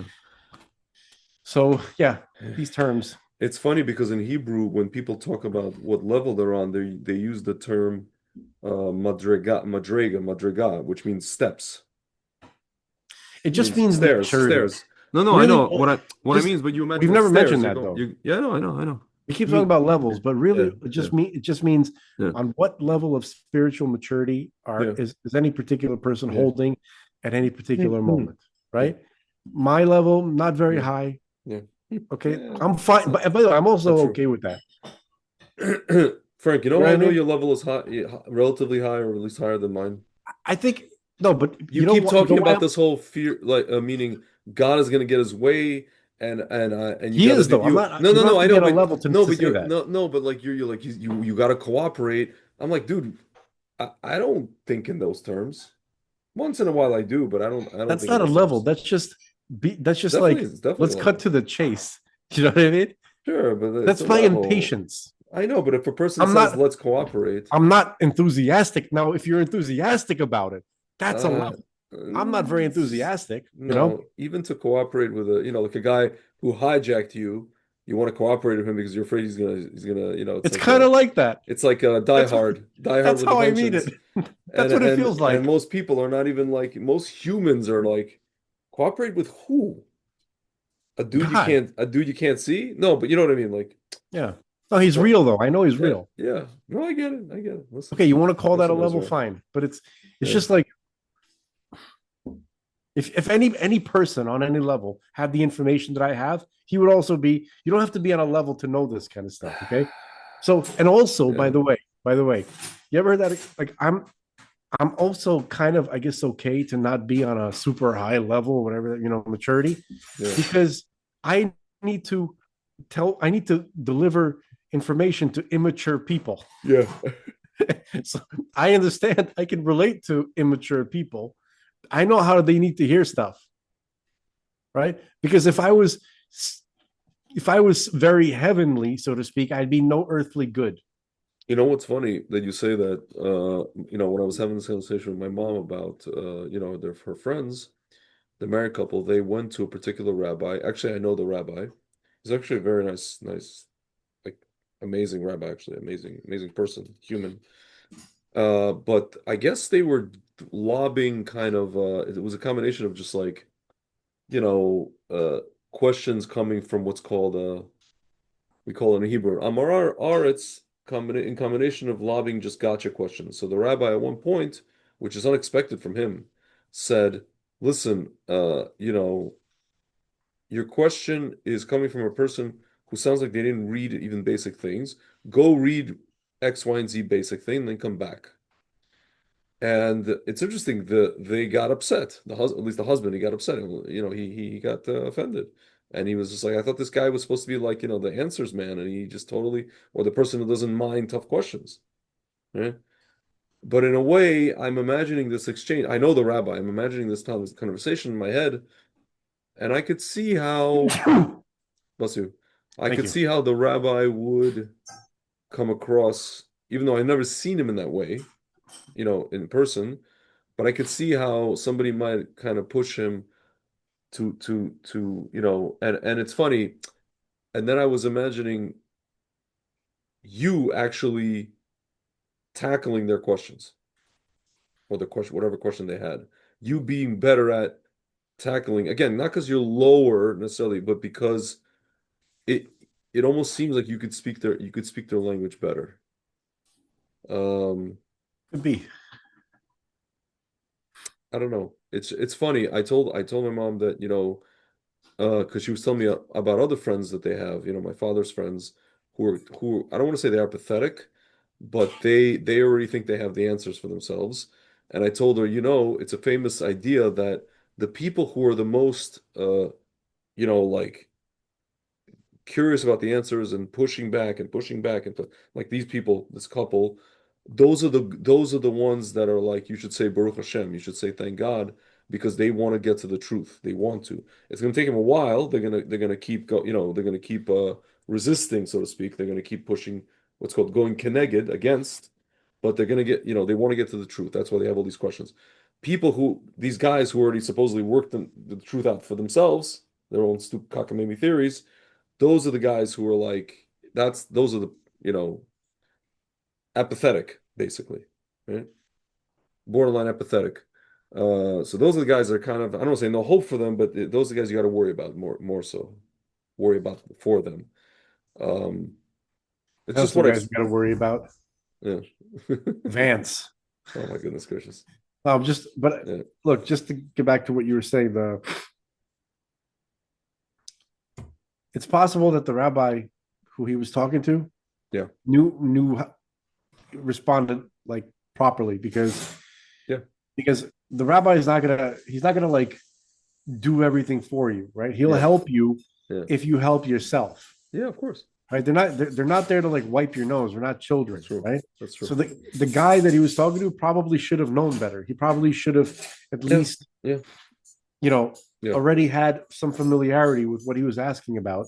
yeah, And then if there's any confusion about it, then the rabbi would help him. But he's like, yeah, first go yeah, try to like read this part yeah, and see if you can't figure it out yourself. yeah. Or at So he least might have might have or at least treated him correctly. or at least go get like a minimal background in what you're asking me about. Otherwise, you're like basically it was like his issue was that it was like it's almost like a 5-year-old asking a question, Yeah, where he's it's like like, two this is adults. Yeah, right. This is like something that because I'm not, it's possible that what we just said is correct, and I'd support that because rabbis shouldn't be people who hold your hand and answer all your questions for you regardless of whether or not yeah, you should be asking that question. yeah, Like if you're 45, yeah, you should know how to spell cat. yeah. If you Exactly. don't know how to spell cat, there's a bigger problem here that Yeah, first go learn the alphabet, yeah, then practice writing cat, then come to me if there's any issues, like yeah, yeah. So I I don't wanna know, Greg. I wanna I wanna speak about, if you don't mind, I want to speak about this evening what it's I guess, well, to some people it's commemorating a certain event. It is the and I'll tell you why I want to even talk about it, because when I saw what happened 8 years ago, people don't understand the importance of this, actually. You probably do. You probably will once I mention it. The people who were involved maybe kind of understand, maybe they forgot. Uh, a Jew, a rabbi by the name of Shalom Rubashkin, uh, he wasn't pardoned. His sentence was commuted 8 years ago today. Uh, I don't even think there's the point to get into what he actually did. That's amazing. 8 years. That's very significant. Correct. And there's no, I don't know, there's a point to like hash over what he did. Actually, he did do something, and the issue was that not the fact that he went to prison. The issue is that his sentence was egregious for what it was, for the similar offenses by other people in the penal system. So basically, to make a long story short, his sentence was commuted in the 3rd of Tevet at that time, 2017. And I remember I was in Israel. It was right after Hanukkah. Hanukkah got out, and I was in Israel. I was in Jerusalem, and I heard about this. And then I go on YouTube, and I click on YouTube, and I just see him like one video. He's with thousands of Jews in Muncie. Another video is with thousands of Jews. He was in, Crown Heights. Another video is with thousands of Jews in Lakewood. Another video is in thousands Yeah. of. He went to every single community in what seemed like seconds. And I'm watching this transpire, and I'm literally the first thing that comes to my head is this is like 1/60th of what it will look like when Mashiach comes. My friend was in Crown Heights when this happened. He was in 770 Eastern Parkway. He said he saw people there at this, you know, event that Rabbi Rubashkin was speaking. He was giving a speech uh, about everything. He goes, he saw people that he didn't ever think would be caught dead in 770. People who were like against Chabad, Orthodox Jews who were like not against Chabad, but the Orthodox Jews who think Chabad is cute, who came to 770 to cheer for this Chabad rabbi who got out of Yeah. prison and say something called Shechianu. Thank you, God, that we reached this day. It's a blessing that we say. And to dance with him, and there's a video of him dancing with like in a gas station when he first got out of prison. He couldn't get to like certain. He was just at a gas station with these. It's a famous video with these Orthodox Jews. Some of them are just different Hasidic groups. Some of them are, what we call Litva, yeshivish people, not Chabad. And I'm looking at this and I'm thinking, like I said, Hashem, why can't you make it so that at the very least the Orthodox community behaves this way all the time with each other, on another Jew, Yeah. whatever it is. And then maybe if you want to stretch it, why can't it be that all Jews behave with each other this way and celebrate when a Jew, there's like a miracle. The guy had a miracle. He was basically, he was supposed to serve 27 years. He served 8. I mean, in reality, he was supposed to serve 8. He was sentenced to 27, and nobody knew how long he was going to serve. He served 8. He was commuted by Trump. So, uh, And that and was and 8 years ago. Yeah, that makes sense. yeah, and then after he got out, what did he start doing? He had a business, kosher slaughtering, like processing, kosher meat processing business. That's what he went to jail for. He came out of prison and he decided, uh, I'm gonna be like what's called in Hebrew a baki.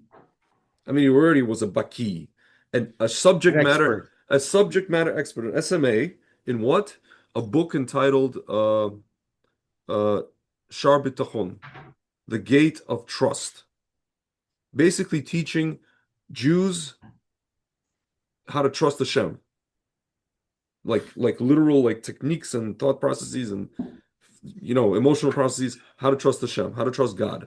A guy who was like well, not falsely in prison, but like who was egregiously imprisoned is going to teach you now, you know, sounds like an infomercial. And now I'm going to teach you how to trust God. He already was learning this. He was already into this stuff before he went to prison. That was his whole thing. And he became like he's known for this, for like he cornered the market in this particular learning uh, area. And honestly, I think it's one of the most important things that Jews should learn. I don't think enough Orthodox Jews, forget about much less Jews in general, learn this stuff. And I think honestly, it's a cornerstone of everything, really, if you think about it. I should probably take a look at it too. Yeah, because uh, if you're talking about the stuff that you have questions on, I'm not going to say it's not going to answer your questions, but it's going to make you think about or make your neshama think about things or feel things maybe a little bit in a different way, or at the very least, calm things down. I hate to use the word, uh, I don't know, tranquilizer. It's a tranquilizer for your neshama. You know what I guess. I Well, yeah. mean? I mean, Yeah, no, I know that my neshama, my godly soul, will be yeah, happy yeah, that that I'll be yeah, reading that, and yeah, that's yeah, you know, it's good. It's good to help somebody or something not be miserable, yeah, relieve pain, right? yeah, So I guess for that reason alone. yeah. But Isn't it interesting that the name, I was thinking the name of the book is called Shar, like the gate of Eight. trust. There's gates, like the whole Judaism, like we have entire different books that are written. We have another book called The Gate of Reincarnation, Share Gilgulim. It's a like very deep Arguable, right? book, Gil book. So everything is like gates. Like when you're praying, there's gates. You're accessing gates. You're passing through gates. Very often, Mea Sharim, 100 gates. Yeah. yeah. Also, you'll find that I think that when you're studying Hebrew books, sometimes the chapters are referred to as gates as well. Gate, yeah, like especially Kabbalah, like gate one, gate two, gate like this, gate Aleph, Yeah. gate Bet. So yeah, so I think, dude, I mean, if anybody wants to go watch, actually, Rabbi Bashkin gave an interview with this, the Meaningful People podcast 2 days ago, about an hour long, and he talks about the whole thing from start to finish. Um, it's for the, I would say the way he talks is for the more kind of initiated crowd in the Orthodox world. But it's very I'm pretty sure like most people would understand kind of what he's talking about, what he's saying. All right, but in the meantime, grow a Yeah. beard already. Yeah. You look like Ron Goldman. Come on. No, go It's grown since I shaved it, it grew Ron out. Silver. Ron Ron Silver, so not Ron Ron Gold. Oh my Goldman. God. What the hell? Oh my God. God forbid. Ron Goldman was a very, very Ron Goldman, rest his soul, was a very, Yeah. very handsome guy, by the way. Yeah. Yeah. He So you became don't look as handsome as him, he became but Nicole's boyfriend. Yeah. but you look like this other handsome guy, Ron Silver. Yeah, hopefully I won't be Dude, hunted. can you Hopefully I'll find be Ron? hunted down by a black running back Can you find soon. Ron Silver, Ron like Silver. a young picture of him? Yeah. It's a shame. There was a movie where he played like a good guy. Yeah, this is There Ron might have Silver. been there might have been a few, but like the first time I saw him was Blue Steel. We talked about this. Yeah. This creeped me out. He was like stalking Jamie Lee Curtis, who was like a female police officer. Yeah. Ron Silver. This is Ron Silver. Yeah. He always plays a bad guy. Yeah. Look at Sometimes he it. did. You do look Yeah. like Ron Silver Hilarious. a little. Hilarious. A little bit. A little bit. It's funny. He's one of these guys when he was younger, he looked like this, but then as he got older, he turned into like, you know what he reminded me of? He reminded me of like I would call it I call it the Jewish husband look. Yeah. Like this. Here, I'll show you. This was the more like that. When he shaved completely, he looked like this like the Not sure if I've ever seen him shave completely. yeah, so this is what Yeah. it's like it's called Congratulations, You're Still My Agent. That's what that's that's the look. He looks, he kind of has like, a little bit of a mafioso look, A little bit, yeah. when he's shaved. Yeah, yeah. It's But funny. It's anyway, funny. he's a kind of like a menacing kind of act, Yeah, as he played menacing characters yeah. often or not. But yeah, I'm saying like grow a beard. Um, Hashem. I will tell you something amazing that I just realized. I have my own personal custom. I don't know if anybody else does this. I actually love Hanukkah. I also do. I I, also love I, Hanukkah. I love the candles. I love them. Hanukkah's my And I, birthday, so I, yeah. I light the candles during the day. Like I keep the Oh first yeah. time I saw that was in Chabad Yeshiva. I was gonna say who does that? I've never seen it done. I saw them do that in the base medrash in the Interesting. study hall of Chabad Yeshiva in Crown Heights, where during the day, they're not doing the oil lights, they're doing tea lights, right? Like it's like they're keeping the Hanukkah candle, the Hanukkah menorah lit the whole time. Yeah. So I like that idea because like you can because you can extend Hanukkah like that, like even on the eighth day, Yeah. like after you light, you do the official candle lighting on the eighth night, and then you still have 24 hours of Hanukkah after the candle lighting, right? So I kept the candles lit until the last minute of Hanukkah, like all day. And I even posted my Hanukkah menorah pictures on X, right? Like, just Yeah. squeeze out the last bit of Hanukkah light, you know. Um, and then I realized something amazing. Today is the eighth night of Hanukkah. Well, Hanukkah, the eighth night and day of Hanukkah finished right before this evening. So Hanukkah is over. It's no Yeah. longer Hanukkah. Yeah. But today was the winter solstice. Greg, Hmm. do you know what the winter solstice is? Yes, I do. It is the shortest Shortest. amount is it is the day of the calendar year with the It's the amount of least light. amount of sunlight, Yeah. Correct. which in other words, the darkest day of the year. Yeah. So the last bit of Hanukkah light was illuminating the darkest day of the year. That's precisely one of the fundamental ideas behind Hanukkah, that it lights up the darkness, the deepest darkness. Yeah. I don't know. I don't think that happens every year. Doesn't. That Hanukkah, illuminates the world on the winter solstice. That's very very special. I think that's very unique. But isn't that, I mean, the one, it's in the, yeah, northern hemisphere. It's not like this in, what's it called? Australia. I think it is. Really? I think so. I mean, it's summer there. I know that. South America also. Let Here. me see. Is the winter solstice? Let's look at that. Is the winter Uh, Earth's poles. Okay. solstice It's basically, yeah, the northern hemisphere. Oh, so okay. So yeah. apply Yeah. Uh, to the and whole world? and it's in June 20th on in the southern hemisphere. It only applies to northern part. But yeah, listen, I mean,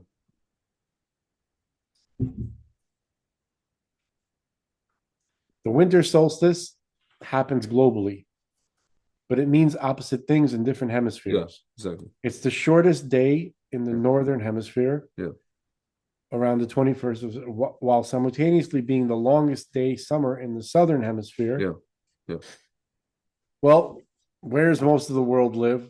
traditionally has lived In the north. Yeah, in the northern hemisphere. yeah, yeah. I think it's interesting that what happened in Australia. It's summer there. It's like they're celebrating.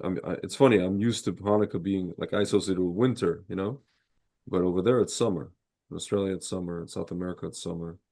I remember I was in Brazil in December, you know, and it's funny, they're wrapping up the soccer season in December, which is essentially their version of June yeah, of June or May or June, whatever you call it.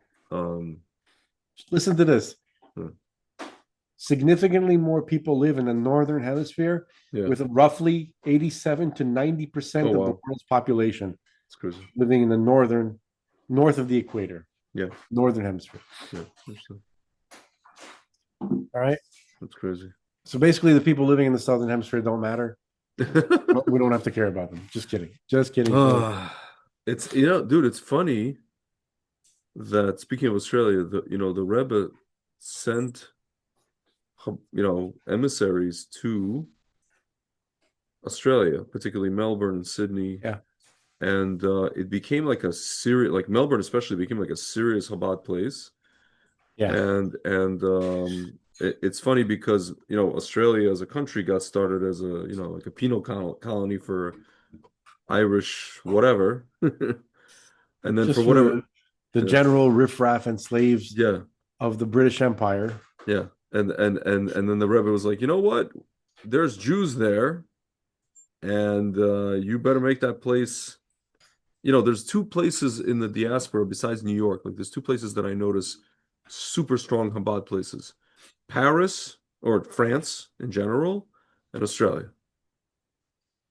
To the point where if you ever see like whatever, you'll see like pictures of like a Chabad guy getting married and a girl, they're engaged, right? So it'll say like, I don't know, Mendel something, Zirkin from Melbourne and Haya something from Paris or Marseille. And it's not out of the ordinary. Yeah, So it's very it's not. common to see that. One of the reasons why is because France and in particular Paris Yeah. were super dark. Yeah.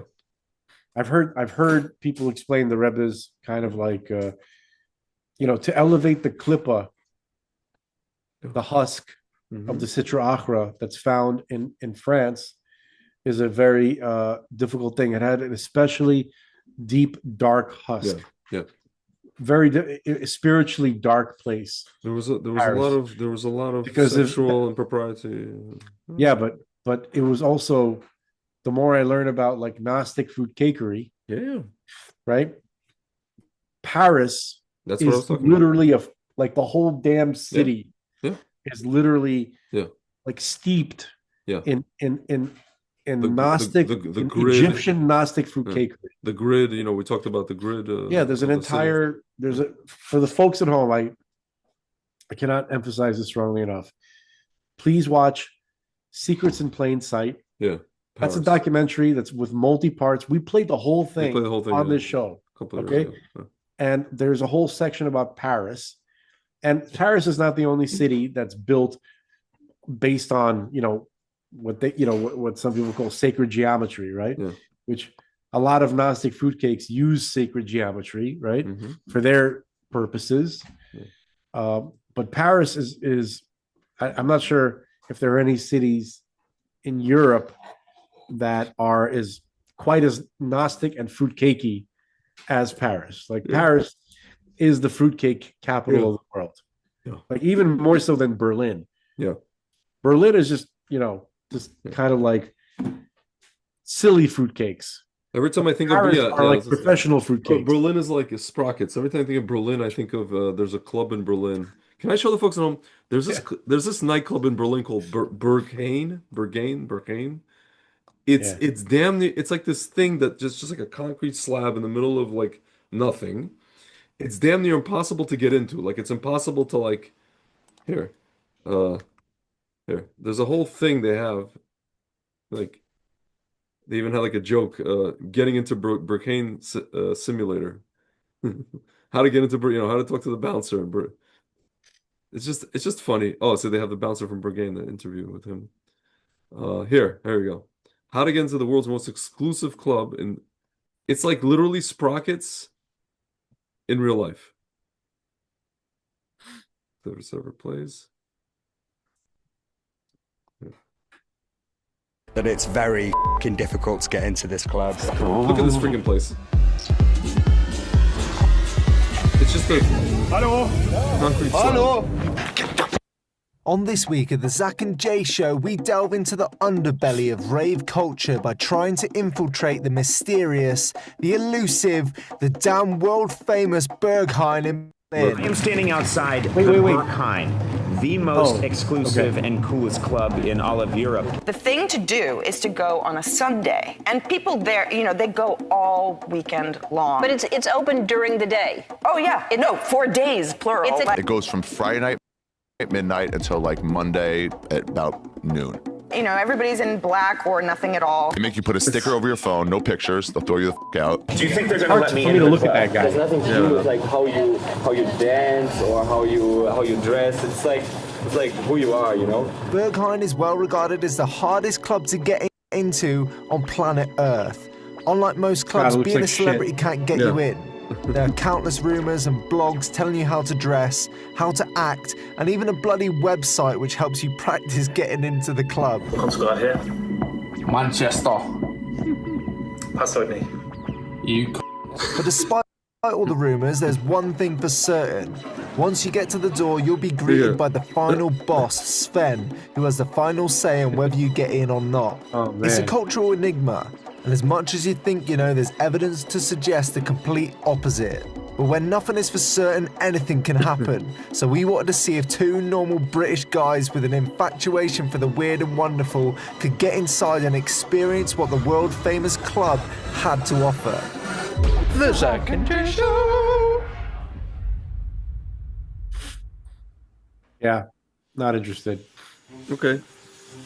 So we set off to Berlin to learn more about how we could increase our chances. Well, I just want to. Here. I want to No, fast no, I forward mean, to the like, part.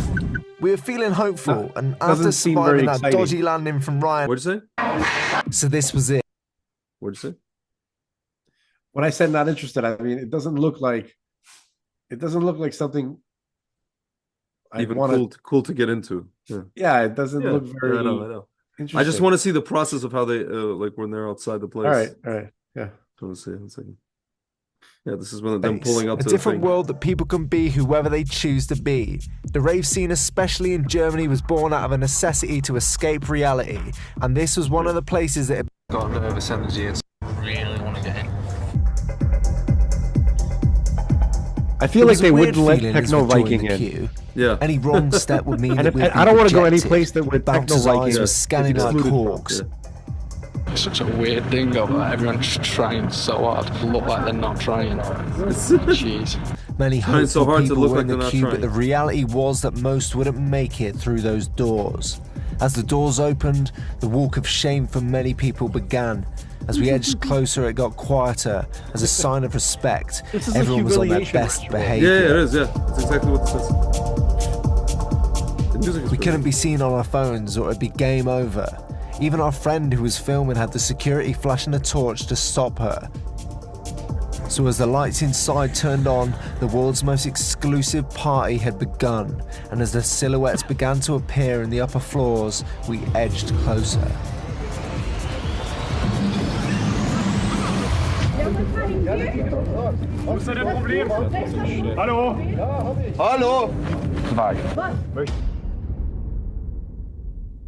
Okay. Ladies and gentlemen, boys and girls, Jay and I have just got inside. I cannot fucking believe it. I cannot fucking believe it.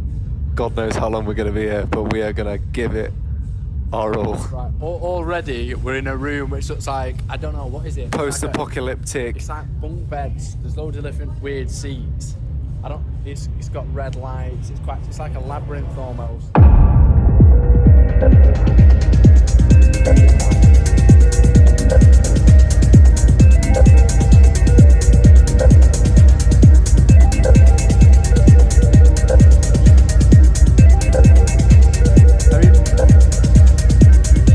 This is a cartoon. What the hell is Yeah, this?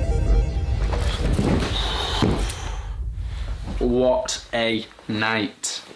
So we've realised that we don't want to tell you anything about our experience. We could have taken the camera sticker off, we could have filmed everything, could have been sly, but it is an institution, and who are we to rip that apart from it for a couple of views?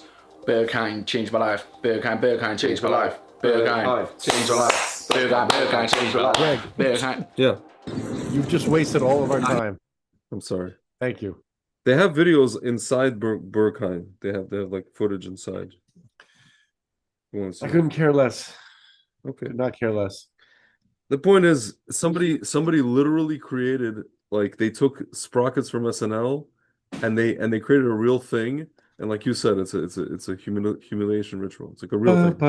Look, Yeah. I'm happy like a little girl. Exactly. No, it literally. I mean, yeah. Can you show? I just did something that Yes. if people don't know the reference, I'm Then going to get in trouble. Can you show it, please? They think you're a big fruitcake if you don't. Here. Yeah, that should not have done that. Should not have done that. No, it's good. I feel like me and you would get into that club Yeah. just because of how much we would be we don't care. We don't. Yeah. We would be like for bringing, and then we end up in the club. We're like, what the hell is this shit? Yeah. I'm going They're like. Did God would Larry just be just like, address God Tina? just be like, answer our our prayers. Yeah. Against the club, you know. It's like, Oh my God, this is normally slow. Oh. Sprockets. Best German Television presents Sprockets. Meet your host, Dieter. This is literally That's the guy who let you into the club. Yeah, exactly. Welcome to Sprockets. I am your host, Dieter.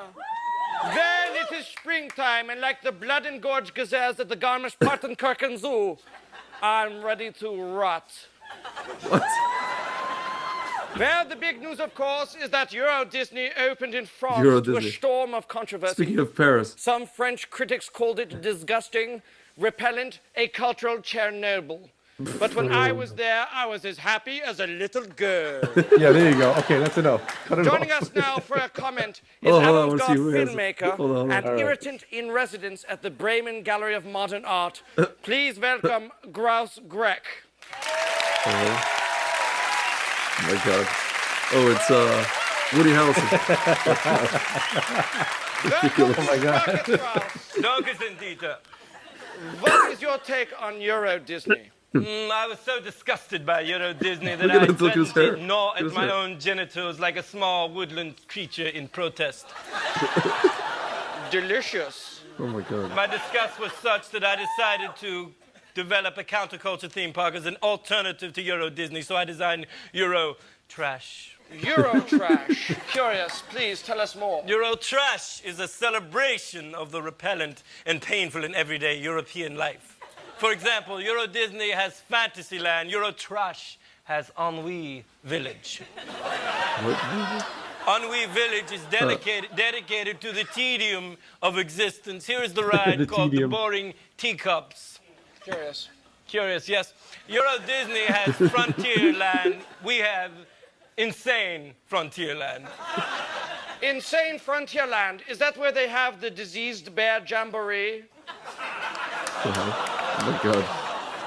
It is a collection of 30 or so black forest bears who have succumbed to a variety of malaises. Do they sing? For the most part, they convalesce. But once a month, they sing like bitches. European Freedom Land contains my favorite exhibit. It's a sick world after all, in which audio animatronic children in national costumes of every European nation frolic in tribute to the Danish kiddie porn industry. Okay. That's where things get weird. Exactly. That's where things got weird, but yeah. Exactly.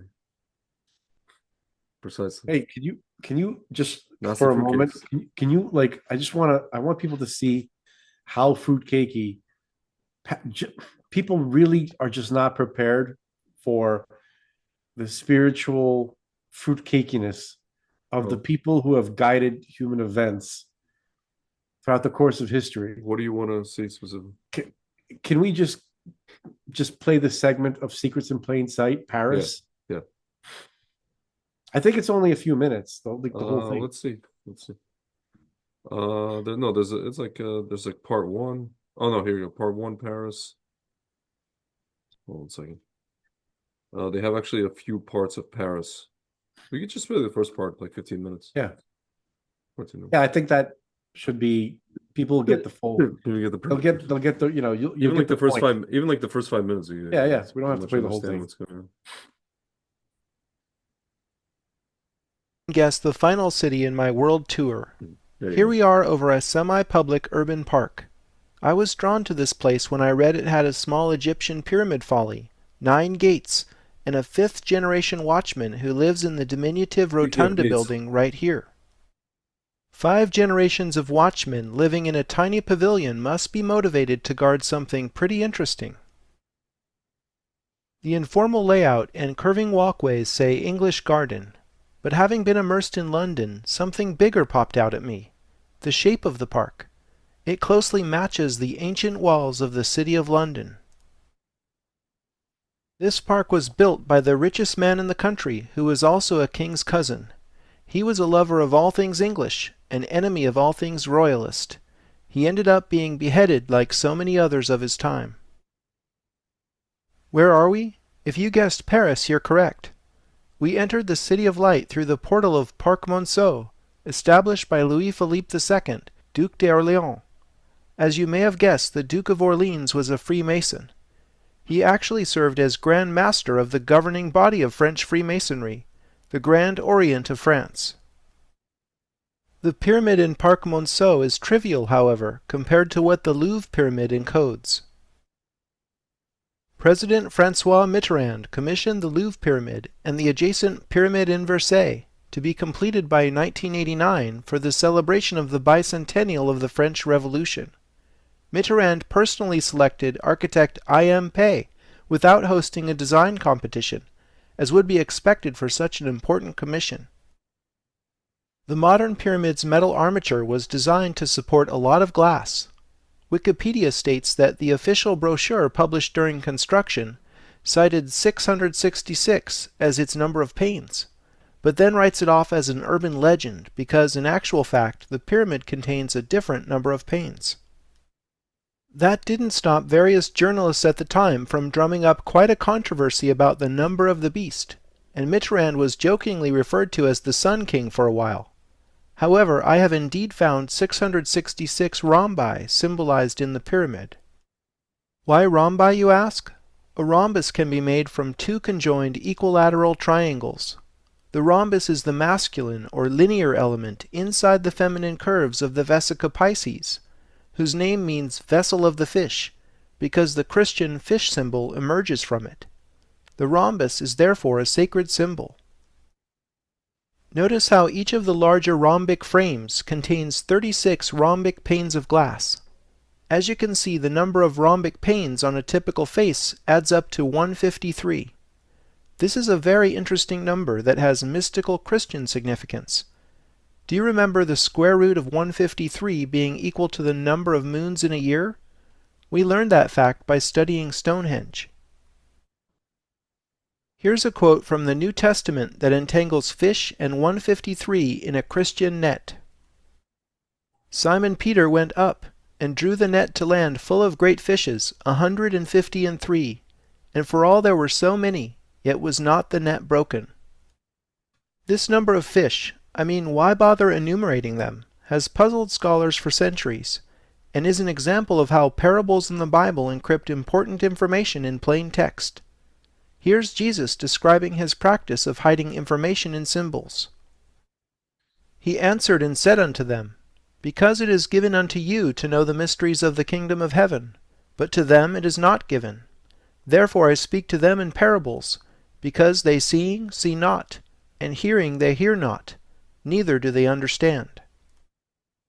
Tabulating the additional triangles and converting them to rhombi, and then adding the number of rhombic frames, we get 166.5 symbolic rhombi in a typical face, and 4 such faces equals 666.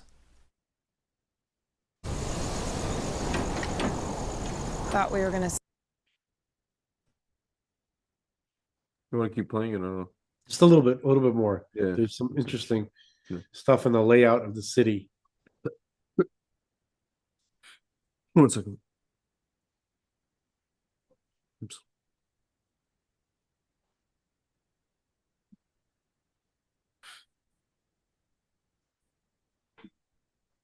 Let's look at the actual Bible quote and see what it tells us in regard to the infamous number of the beast.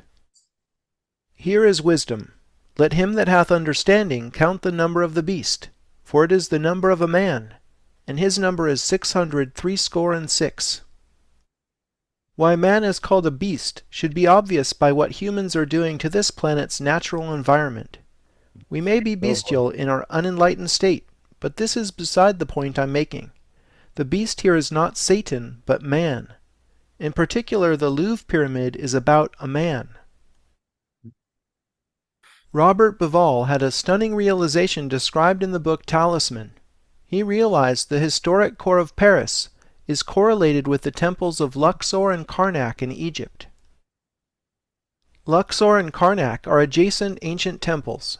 Bauval observed that the 6-degree angle between the axes of Luxor and Karnak matched the 6-degree bend in the Louvre.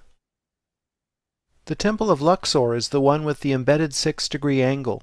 I went a step further and laid the Luxor ground plan over the Louvre and the Tuileries garden. The Tuileries was laid out by Le Notre at the request of Louis XIV. We see this direct correlation only when the temple plan is mirrored. Might the Sun King's intention have been for Paris to be the mirror of Luxor? Validation that the Temple of Luxor was used as a design template is the fact that the obelisk erected in the Place de la Concorde is from the very same Temple of Luxor.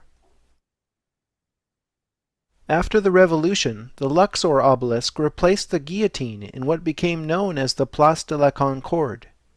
In an outstanding act of engineering, the obelisk was erected by the aforementioned Duke of Orleans' son, who many years after the 1789 Revolution became the last king of France. The important thing to recognize here is that the French obsession with Hermetic symbolism passed through the Revolution completely unscathed. In the early 20th century, modern French alchemist Schwaller de Lubix lived in Luxor for 15 years. Out of his intensive study came the book The Temple of Man, wherein he showed how the Temple of Luxor represents the body of a man. Now we're really on to something. I see the head here, the neck, the heart, all the way to the small chambers of the intestines here. The obelisk is, of course, his erect phallus. The ancient Egyptians related the cult of the phallus with the dismemberment of Osiris.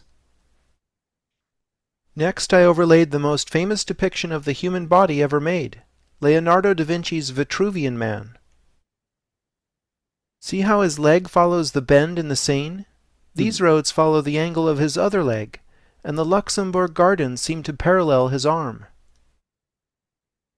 Could the Vitruvian Man be another hidden template in the design of Paris?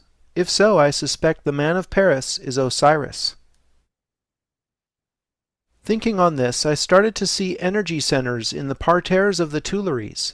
At first I thought they were chakras, but their locations tell a slightly different story. In a normal state of consciousness, people don't see chakras. However, as we learned at Chartres, chakras are part of the architecture of the universe we've been investigating. If chakras exist on another level of reality, call it the etheric body or aura if you will, then their interface in our everyday reality is controlled by the endocrine system in the physical body. Why do we care? Because stimulating and balancing the endocrine system can lead to states of ecstasy, using more of the brain, slowing the aging process, attaining enlightenment, and even experiencing everlasting life, as some believe. I was able to pinpoint gland locations in Paris because of another observation. Many famous public spaces have axial streets pointing directly to where the ductless glands would be in the body of a man. The Church of the Madeleine and Palais Bourbon form a cross-axis directly in line with the obelisk in La Place de la Concorde. On one side we have Napoleon's church venerating Mary Magdalene, who is said to have started the royal bloodline of the Son of God. On the other side is the Palais Bourbon containing the lower house of the Parliament of France, known as the National Assembly.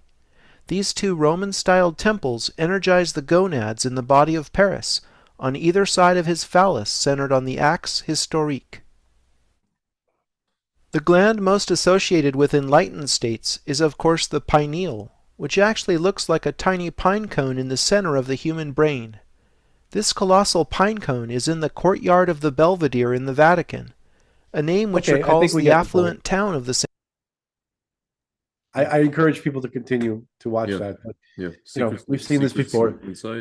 The point of showing the people this is to show you that these additions to the city of Paris were made hundreds of years ago.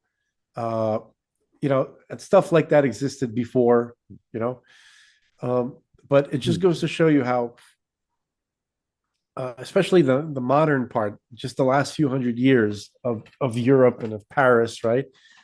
The people who were running the show were these religious fanatics who built entire cities, positioned institutions based on their pagan esoteric traditions. Okay, which those who are uninitiated, right, in these concepts, they wouldn't be able to see, like, this all looks like witchcraft to everyone, right? Yeah. Yeah. Like this stuff and that stuff. So you'll find nuggets here and there that they're, they have certain awarenesses of some spiritual realities. You know what I mean? Like, Yeah. it's sort of like you look up at the same stars, right? Everybody looks up at the same sky. We see the same stars, right? But it's how you interpret them. It's how you view them. Through what lens do you see reality, right? Yeah. So you might see some stuff like, for instance, like chakras and sphirot, right? People see connections between them. Yeah.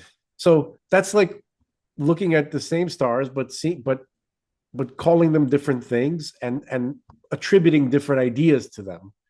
They might be similar, but the differences are what's important. Okay? Torah Kabbalah is God centered. It's centered at understanding and cultivating a relationship with the Creator and how to help. And it's supposed to help people not seek personal transformation or personal ascendancy to something higher. It actually, Torah Kabbalah makes you forget about yourself and submit to the will of God. And it makes you more concerned with what God wants. If in the course of doing what God wants, we benefit or you ascend to some level or whatever, right? That's incidental. That's just beside the point. It's not about us at all. It's about God and getting God what he wants. That's the focus. So that's not a subtle difference between Hermeticism and Torah Kabbalah. Even though some people, I think even like Roseanne, right? Like, she'll call people who study Hermetic non-Jewish stuff like that, like what we just witnessed, Kabbalists. That's a mistake. I wish you wouldn't do that. Hey, are you It was a misspeaking, a misnomer on her part, I think. Yeah, but I'm not going to argue with her. But I'm just saying that, like, it's not so. We've talked about it before. There's like, there's the Sabala. Yeah. There's Sabala with a C. Q. That's the Christian Abala. Right. Yeah. That's the Christian. What some people call Christian Kabbalah. With the C. Even though these aren't very strict rules, but I've seen it like this. Then you have the Gnostic, Freemason type Hermetic stuff. That's Kabbalah, the New Age stuff, right? Yeah, Kabbalah that's the Q. That's not Jewish stuff, okay? Yeah. Even though they basically all ripped us off, okay? And then you have, when you're talking about Torah Kabbalah, you'll see it usually, like, for some reason it was designated for Kabbalah with a K, even though that's not a very strict rule. Yeah. Okay. But yeah, so those are the important differences. But look at the very architecture of these, like, and Washington is the same way, by the way. Yeah, I know. Washington, New York. There's an entire Paris. section.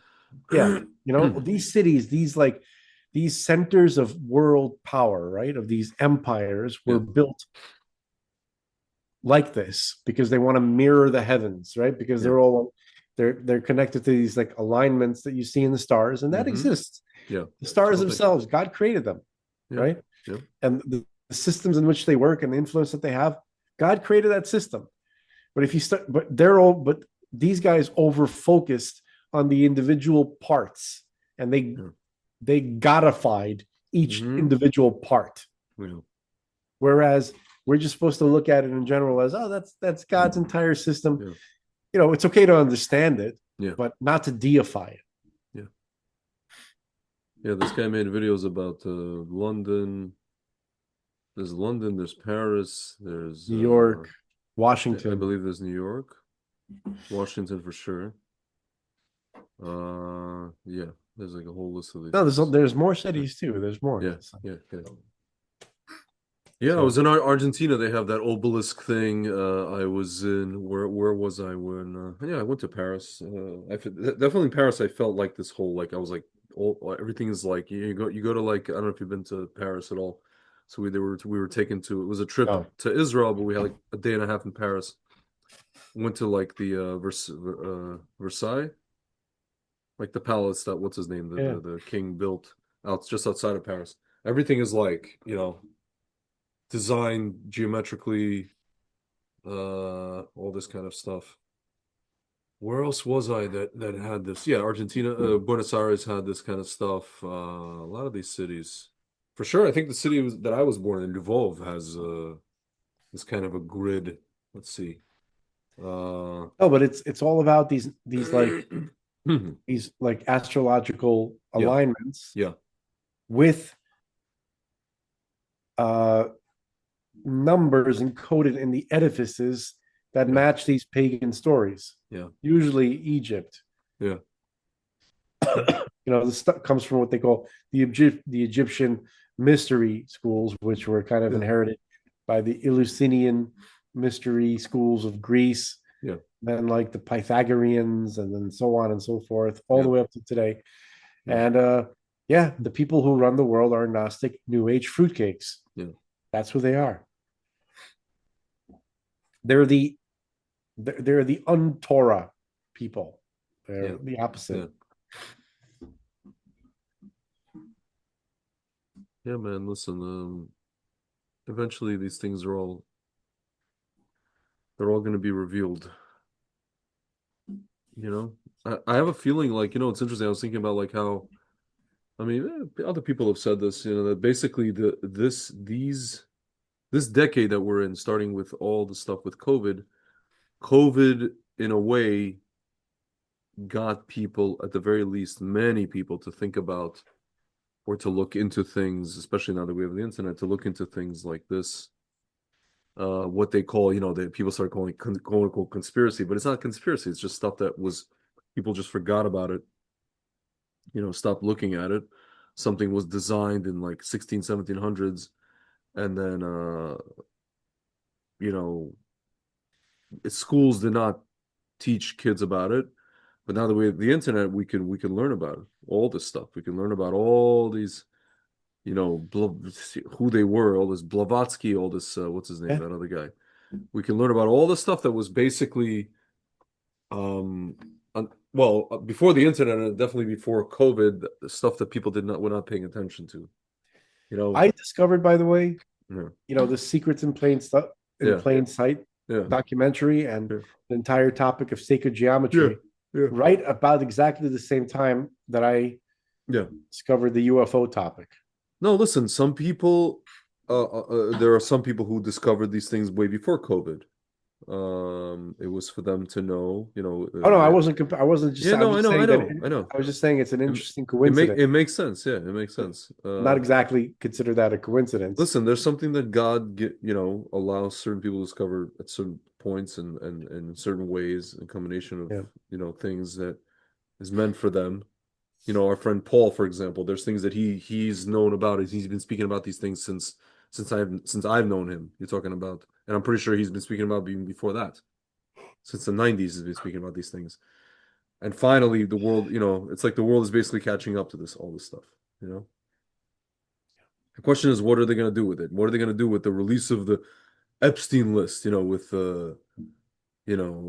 picture of this guy and picture of that guy, and then it doesn't seem like anything. It's just like fun. It's literally just like fun. Did you see the because you mentioned Epstein? Yeah. Did you see the Trump press conference? It was like a short press conference. You want to play it? About this whole thing? Yeah. I don't like that Epstein had an IDF shirt. He did. He had an IDF shirt. But he probably wore that like cynically. Yeah. Because he hated Israel. Yeah. Here, this is more aligned with Soros. Yeah. Here, Trump on the Epstein files. This is from C-SPAN version of. By the way, Upwork is the best tool to we need find to and hire remind high everybody quality. about Bill Gates' connection to Epstein. Oh yeah. No, it's Bill mostly Gates- just like science stuff and whatever. Bill Gates, and by the way, Mr. President. can you stop for a second? I'm sorry. Yeah. Bill Gates' connection to Epstein.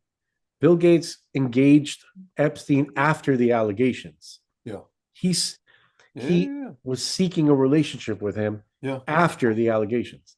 Crazy. Folks, I can't recommend highly enough the 3 parts to the movie Plandemic by Mickey Willis. If you go to plandemic.com, you can watch them all for free. The first one is 22 minutes, then the second one is like an hour and a half, and then the third one. My brother has a moment in the third one. Oh, he does. Okay, fine. Which I'm surprised. I would have thought he would have been featured much more prominently. Yeah, it would have been all of them. But he's not. He just has like a minute in that, talking about fear. Yeah. And the effect that fear has on the brain and how it's used to manipulate people. But I'm surprised that I felt like probably should have been more prominent. But it shows like Bill Gates might be Satan. Yeah, it's crazy. Like people don't realize this. They don't realize he really might be like Osama Ahmed, man. Like you have to it's crazy. His deeds, his crimes against humanity. Really, like Fauci is just a little dwarf compared to Fauci's just like a guy carrying out somebody's Fauci's crimes are so extensive, but and they span over decades. He's killed countless people with AIDS, people with this, people with that. But Gates somehow outdoes Fauci. Oh yeah, I believe it. Not just in murder, especially with all the mRNA but and in food theft. that he's trying to put. Yeah. He stole Microsoft. He stole the idea from Xerox. Lies. He never created He didn't create shit. He stole from Xerox the idea for what became Windows. He stole it from Xerox. He stole stuff from him and Bill Gates, him and Steve Jobs were partners at one point. Steve Jobs was involved with this. He stole from Apple. He tried to screw Paul Allen out of his shares of Microsoft while he was getting treated for cancer. Dude, if you ever watch, I know. If you ever watch, the antitrust hearings of Bill Gates in Congress and watch how his body language, the guy could tell that you could tell that the guy knows that he, literally committed crimes, and he's like sitting there. I'll show you guys like the video, but it's just like he's an evil demon. Yeah. Like it's almost like somebody shined the light on a cockroach, and the cockroach is like Bill Gates wiggling. Is insane. Yeah, he is. He's actually insane. Yeah. On top of being evil and on top of being a mass murderer and a thief. Yeah. And what's funny? He's stupid. Yeah. He's not even smart. Yeah. He has this guy with a sweater and glasses. Oh, wow. What an able people. He built computers in his garage. Yeah. And that's horseshit. He comes from 3 CIA. generations of banking moguls. And his father was in the CIA. Yeah. Nothing worse than Bill Gates. Yeah. Yeah. All right, so let's play this thing with Trump. Are you surprised by the number of photos of Bill Clinton in the Epstein files? And can you commit to their full? What? And were you surprised by the number of photos of Bill Clinton in the Epstein files? And can you commit to their full release by the end of the year? Some of the victims were protesting that too many of them were redacted. I know there are a lot of people that are angry about all of the pictures of other people, but I think it's terrible. Look, I like Bill Clinton. I've always gotten along with Bill Clinton. I've been nice to him. He's been nice to me. We've always gotten along. Respect him. I hate to see photos come out of him, but this is what the Democrats, mostly Democrats, and a couple of bad Republicans are asking for. So they're giving their photos of me too. Everybody was friendly with this guy, either friendly or not friendly. But he was around. He was all over Palm Beach and other places. The head of Harvard was his best friend, Larry Summers, and Bill Clinton was a friend of his. But everybody was. I actually threw him out of Mar-a-Lago, and as a person that was in Mar-a-Lago, I threw him out. This is Mar-a-Lago. It's the hottest place in. If you want to have a job in the next 5 years.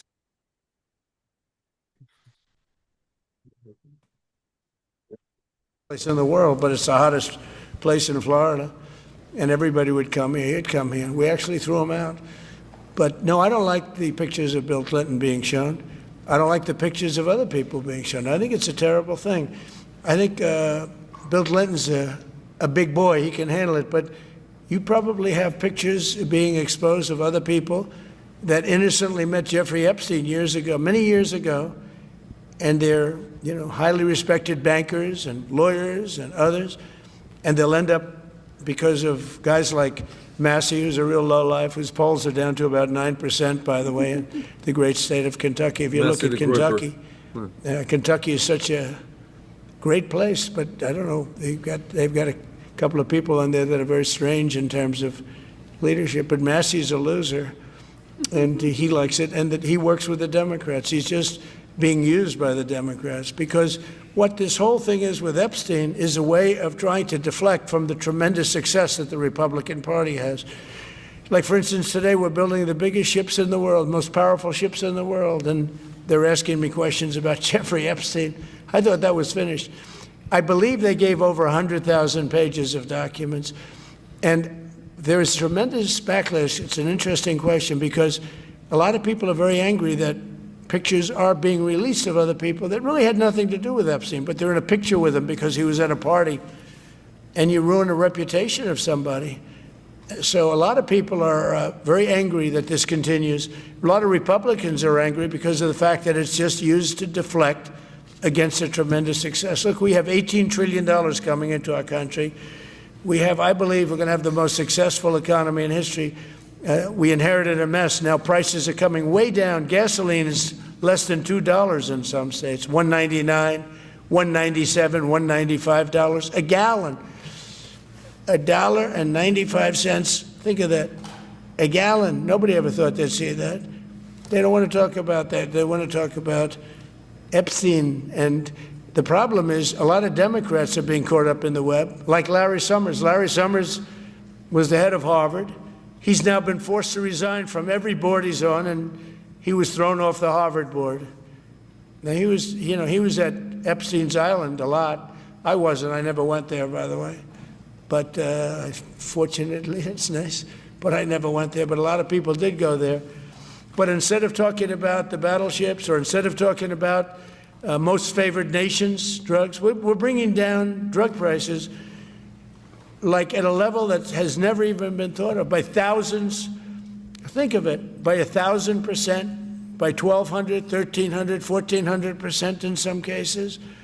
A drug that sells for $10 in London is costing $130 in New York. We're bringing it down to $20, and they're going to go up to 20. So they're going from 10 to 20, which is a doubling. It's a doubling. That's a lot, but it's a doubling. But we're going down to 20. So we're going down, if you can do your own math, but it's 2,000%, 3,000%. It's pretty amazing. And the New York Times had a story about it, a small story, way in the back of the paper. It's the single biggest thing to happen with respect to drugs probably in 50 years. It's never been anything like this. In my first term, I was able to get drug prices down 0.25%. It's the first time in 28 years that they went down. 0.25%. I was so proud of myself. Now we're doing them 2,000%, 1,500%, 1,200%. That pill that sold for $130 will now be selling, as an example, for $20, because the rest of the world took advantage of us. Without tariffs, I could have never done it. I called up the heads of the countries. As an example, France, I spoke to a very good man, President Macron of France, and I said, Emmanuel, you have to raise your drug prices. He said, no, we will not do that. Anyway, I think Frank disappeared. I think he did.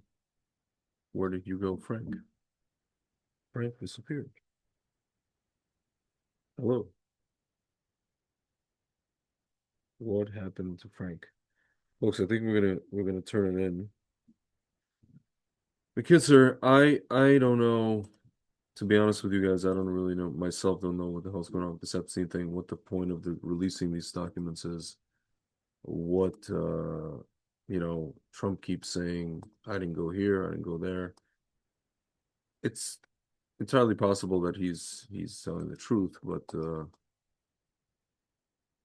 Frank disappeared on us completely. I don't know where he went. I think because we were watching this thing about Epstein, they got upset and they kicked Frank off the entire network. That's what this looks like to me. Let's call him. Let's see. Possible his phone died too. No internet. Sir, hello. Hello. Yeah, hello. Where is he? Oh, I need to call. Try it again. Oh. Yes, sir. Sure, my computer died. That's what I figured. Well, in which case, because I incidentally, as fate would have it, I'm very sleepy. Well, we have reached that time. I think we've, Yes, yes, approaching. yes. So, But I mean, maybe you can give your take on the folks at home, to the folks at home, about this whole Epstein thing. I mean, I just don't understand the point of it anymore.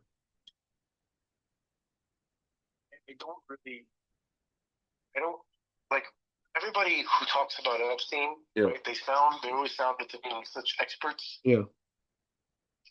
Yeah. And people would talk about a pedophile ring where there were like young girls Yeah. that were on an island Yeah. where rich people and would Yeah. go there Yeah. and they would do inappropriate things with these Yeah.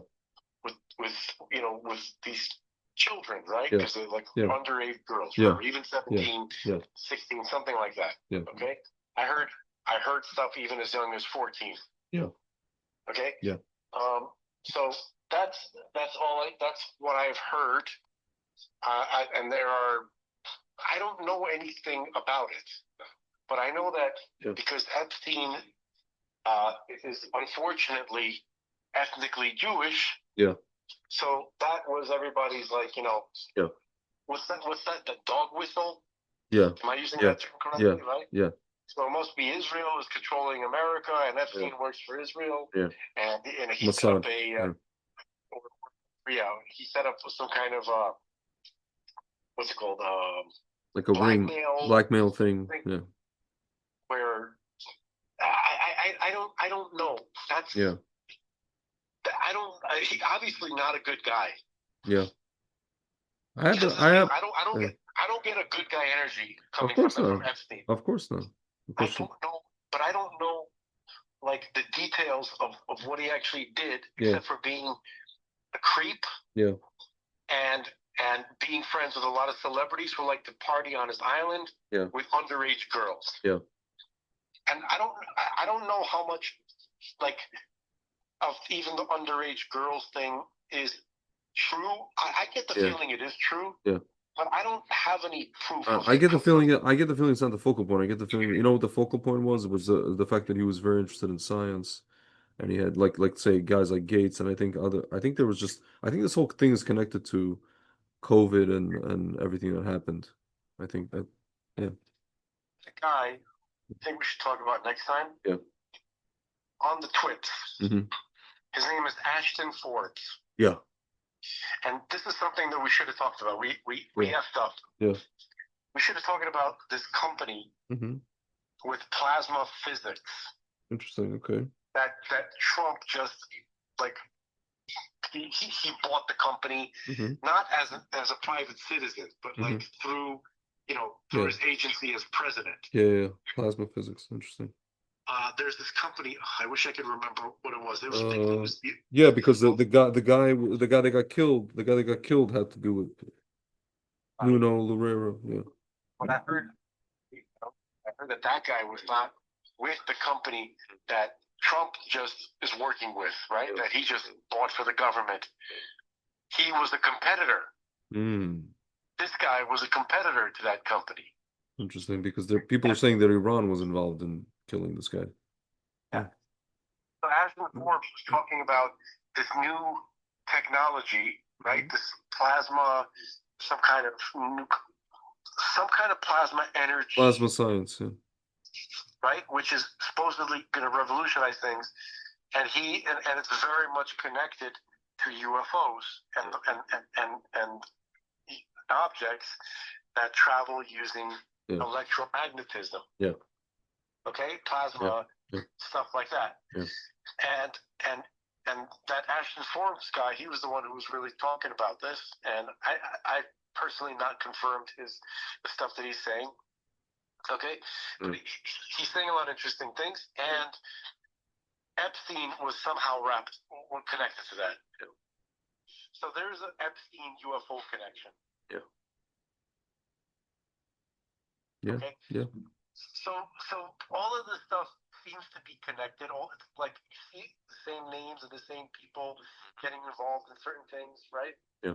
And kind of you start to see like topics that, you know, from first glance they're not connected, but then you start to see, yes, they are. Yeah. All the same people are involved, and you can start, you know. I'm not claiming that I understand the intricacies of it, or I'm not going to be there with a red string like Candace Owens, okay, or whatever, right? But there does seem to be going on. It doesn't feel like these are good people. I don't get. The question is just what's the point of, you know, they keep releasing the stuff and they keep you know, it's just like, and then nothing happens, and then Trump keeps mentioning like, oh, they just want to keep going with it, otherwise to deflect away from my accomplishment. You know, this whole. I also don't agree. I also don't agree with him. People want justice, which is not going to come. Yeah. I think you know what I think he could be doing. This is just my theory, is that he could be just doing a thing where he's like goading them into, you know, because he knows that they wanna incriminate him, so it's almost like he's goading them into after releasing all this information by pretending he doesn't want it, you know, pretending he just wants to ignore it, that kind of thing. And so then people will demand that the Democrats, especially, you know, release everything, right? Not in piecemeal, but everything, and then send people to prison. Look, if Epstein is anything, Epstein is connected to COVID, or you know, or the people who were involved in COVID. He clearly is, because Bill Gates, definitely. Okay. So the crimes of the people who were involved in COVID are so severe, and no one has been punished. Yeah.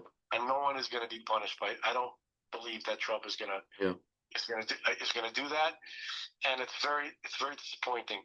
It like the whole idea, like Trump's attitude on Israel. Trump's the people that he's associated with, that he's brought into his administration, namely Vance, right, which is just an extension of the Tucker crew, right? Mm-hmm. Vance is the slickest groiper in America. Oh, it is. He is. Yeah, he is. Okay. Today's speech proved that, or yesterday's speech, whenever he gave that speech. Trash. Yeah. Okay. He's confirmed that that's it. Like there's not like I will like literally I'm never Vancer. Yeah. Not only that, I told my friends at Shabbat, I said, we should pray that there won't be, you know, like you and I said, there won't be another American president after Trump, and there won't be another prime minister after Bibi. They'll just be Michelle.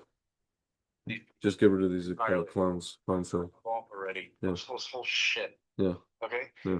I always felt that Trump would be the last president anyway. Yeah. So I mean, you know, a lot of speaking of tzaddikim, a lot of Kabbalists in Israel were saying that in the first, like before he was elected, or right when he was elected, they were saying he was going to be the last president America ever had it before Mashiach. That was the talk.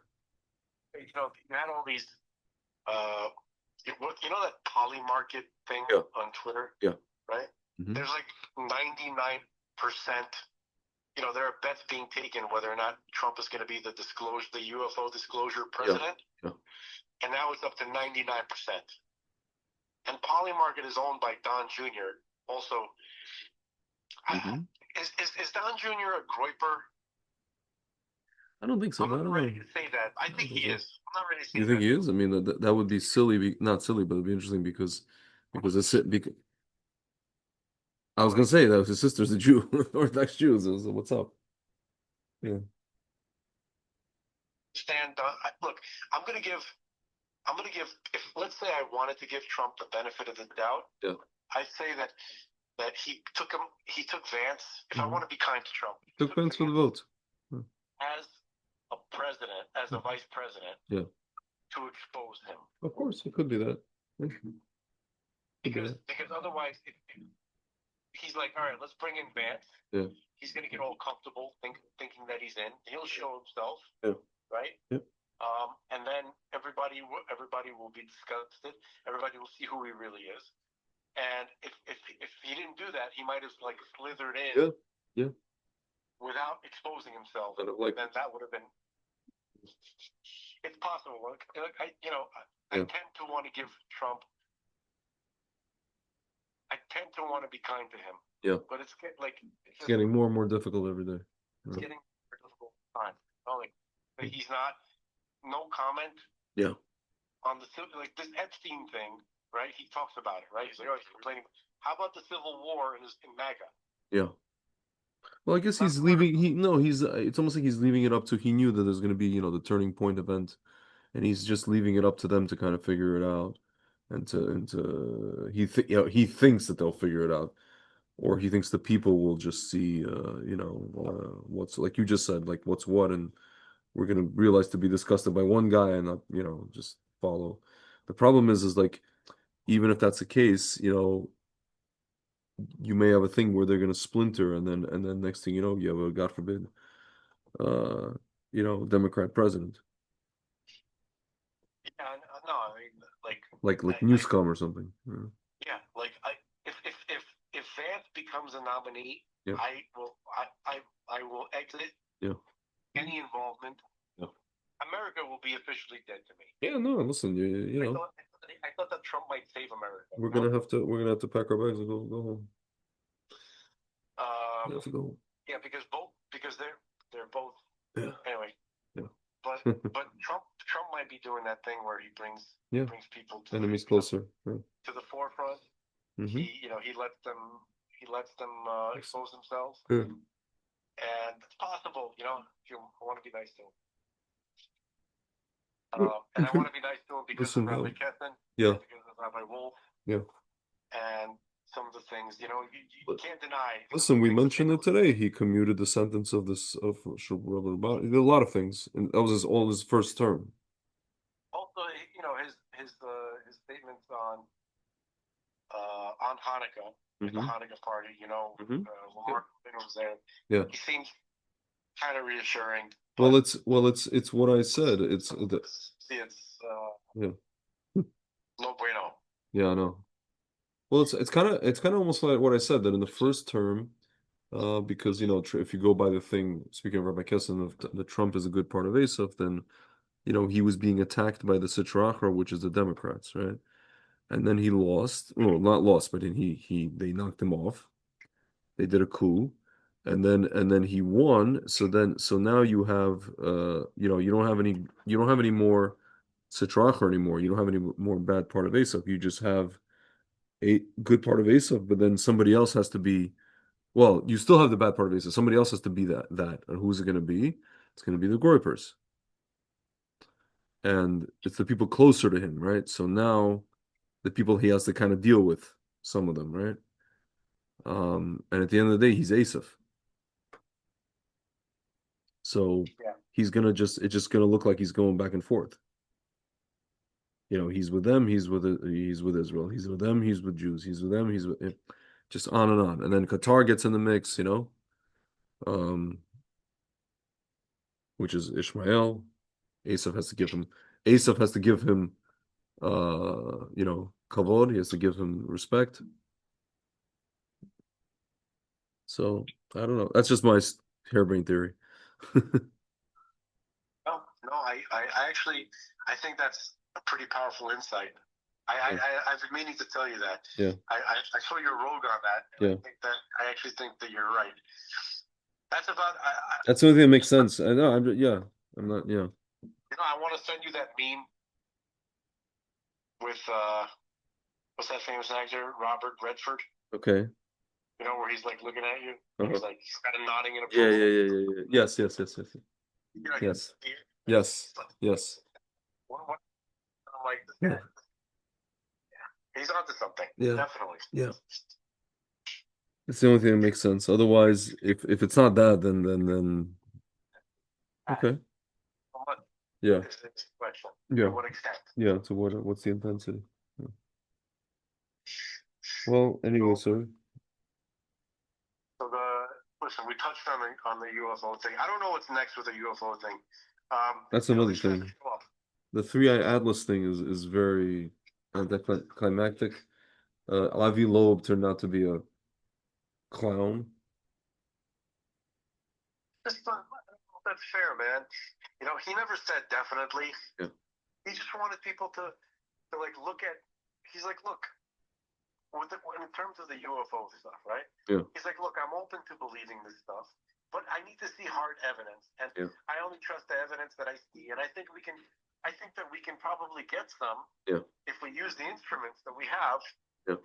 to examine what's going on right now. And oh boy, look at Three-Eye Atlas. What a strange object. And what are the odds that it's doing all this stuff? It could be. I think we should be open to the possibility that this might not be just a dumb rock hurling through space. It could be something, a probe or something like that. Yeah.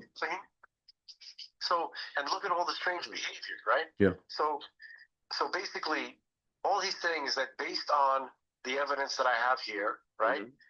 I can't definitively say that it is this alien spaceship, which means I defer to the opinion that it could be a natural object, which doesn't necessarily mean that it was sentient, that it was just like floating around randomly in space. Yeah. He's not saying that. Yeah. So, he's constantly pressured to come out and say something, of what he believes, and he doesn't want to do that. He just wants to go based on. He goes, here's the data that I am exposed to, and here's what I'm going to present to you. Yeah. He's a bit of a sensationalist. Okay. I think people are too hard on the guy. Yeah. I just don't think that. Like I remember, like Granny R, right? I'm not going to say who. You know what I'm talking about? Yes. Right? Yes. She was very excited about it. I didn't want to diminish her enthusiasm, even though I didn't share it. Then Lowell, as a result of her enthusiasm, also his enthusiasm was, and then I think that kind of, so I didn't really believe that it was going to show up, and that was going to be the Marshmallow Man. Yeah. I thought it was a very interesting object that God sent, for us to notice, because in Bereshit, he talks about the stars in the heavens, the moon and the sun being signs. Yeah. Right? We have to use them as a calendar. We use them as a communication tool that God is communicating something to us, during equinoxes and eclipses and certain planets. We have to pay attention to this stuff.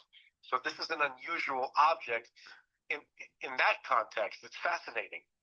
That's what I want to know. What does Three-Eye Atlas signify from that perspective? How are we supposed to read that sign? Yeah. It's a message from God. What does it mean? Yeah. I just didn't think it was going to show up here and hover over, the White House. That's what I want. I know, and I didn't want to diminish your enthusiasm either, because what if it did? Yeah. Right? I don't want to be like that. I Party pooper. I didn't want to be the party pooper. I just didn't feel that was going to be the case. Yeah. So, but something, I just want to know, like, what is the next? What's going to be the next thing of disclosure? Yeah.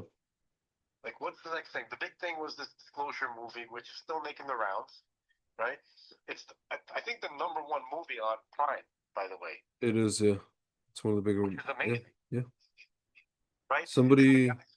The guys involved in it, they're making the rounds on the news, on all the cable channels, stuff like that. Yeah. So it's doing its job. Yeah. I'm not very excited. Oh, I want to say this Spielberg movie. Mm-hmm. I actually wish it would not. I want it to go away. Yeah, it's annoying. I don't know what.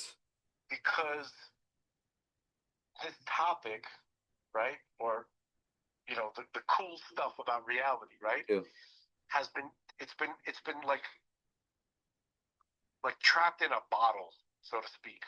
Yeah. Right, in movies. It's kind of like a genie trapped in a bottle. Sorry to use that metaphor, it's a genie because it's a little scary, but that's what popped into my head. Yeah. Right? I kind of, so to speak, want the genie out of the bottle, meaning I want reality, spiritual reality, to be out of the bottle. I don't want it to be a genie, but you know what I mean with this phrase, right? Yeah.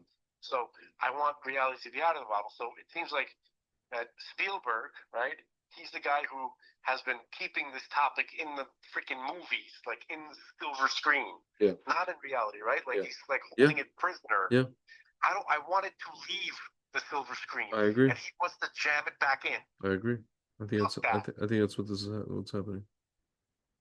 Unless he's trying to get create like a new consciousness about the stuff via movies, you know. Enough with the movies. We've had enough movies Yeah, I already. know. It's annoying. Enough. It's extremely annoying. Yeah. Not the shame. So I don't know what the next thing is, but I mean, it has to be something. You know what I mean? Like I have a feeling once we hit January, it's gonna ramp up, whatever it is. Not just with the UAP, just with everything. It's gonna ramp up. I hope so. We're gonna get out of this holding pattern. Like if look, folks, imagine one of these things shows up, right? just chills there. Sky, the wars will stop. Yeah, of course. I mean, that alone is good already, right? All right. Yes. Good night, everyone. All right. Thank you for joining us. Latov. And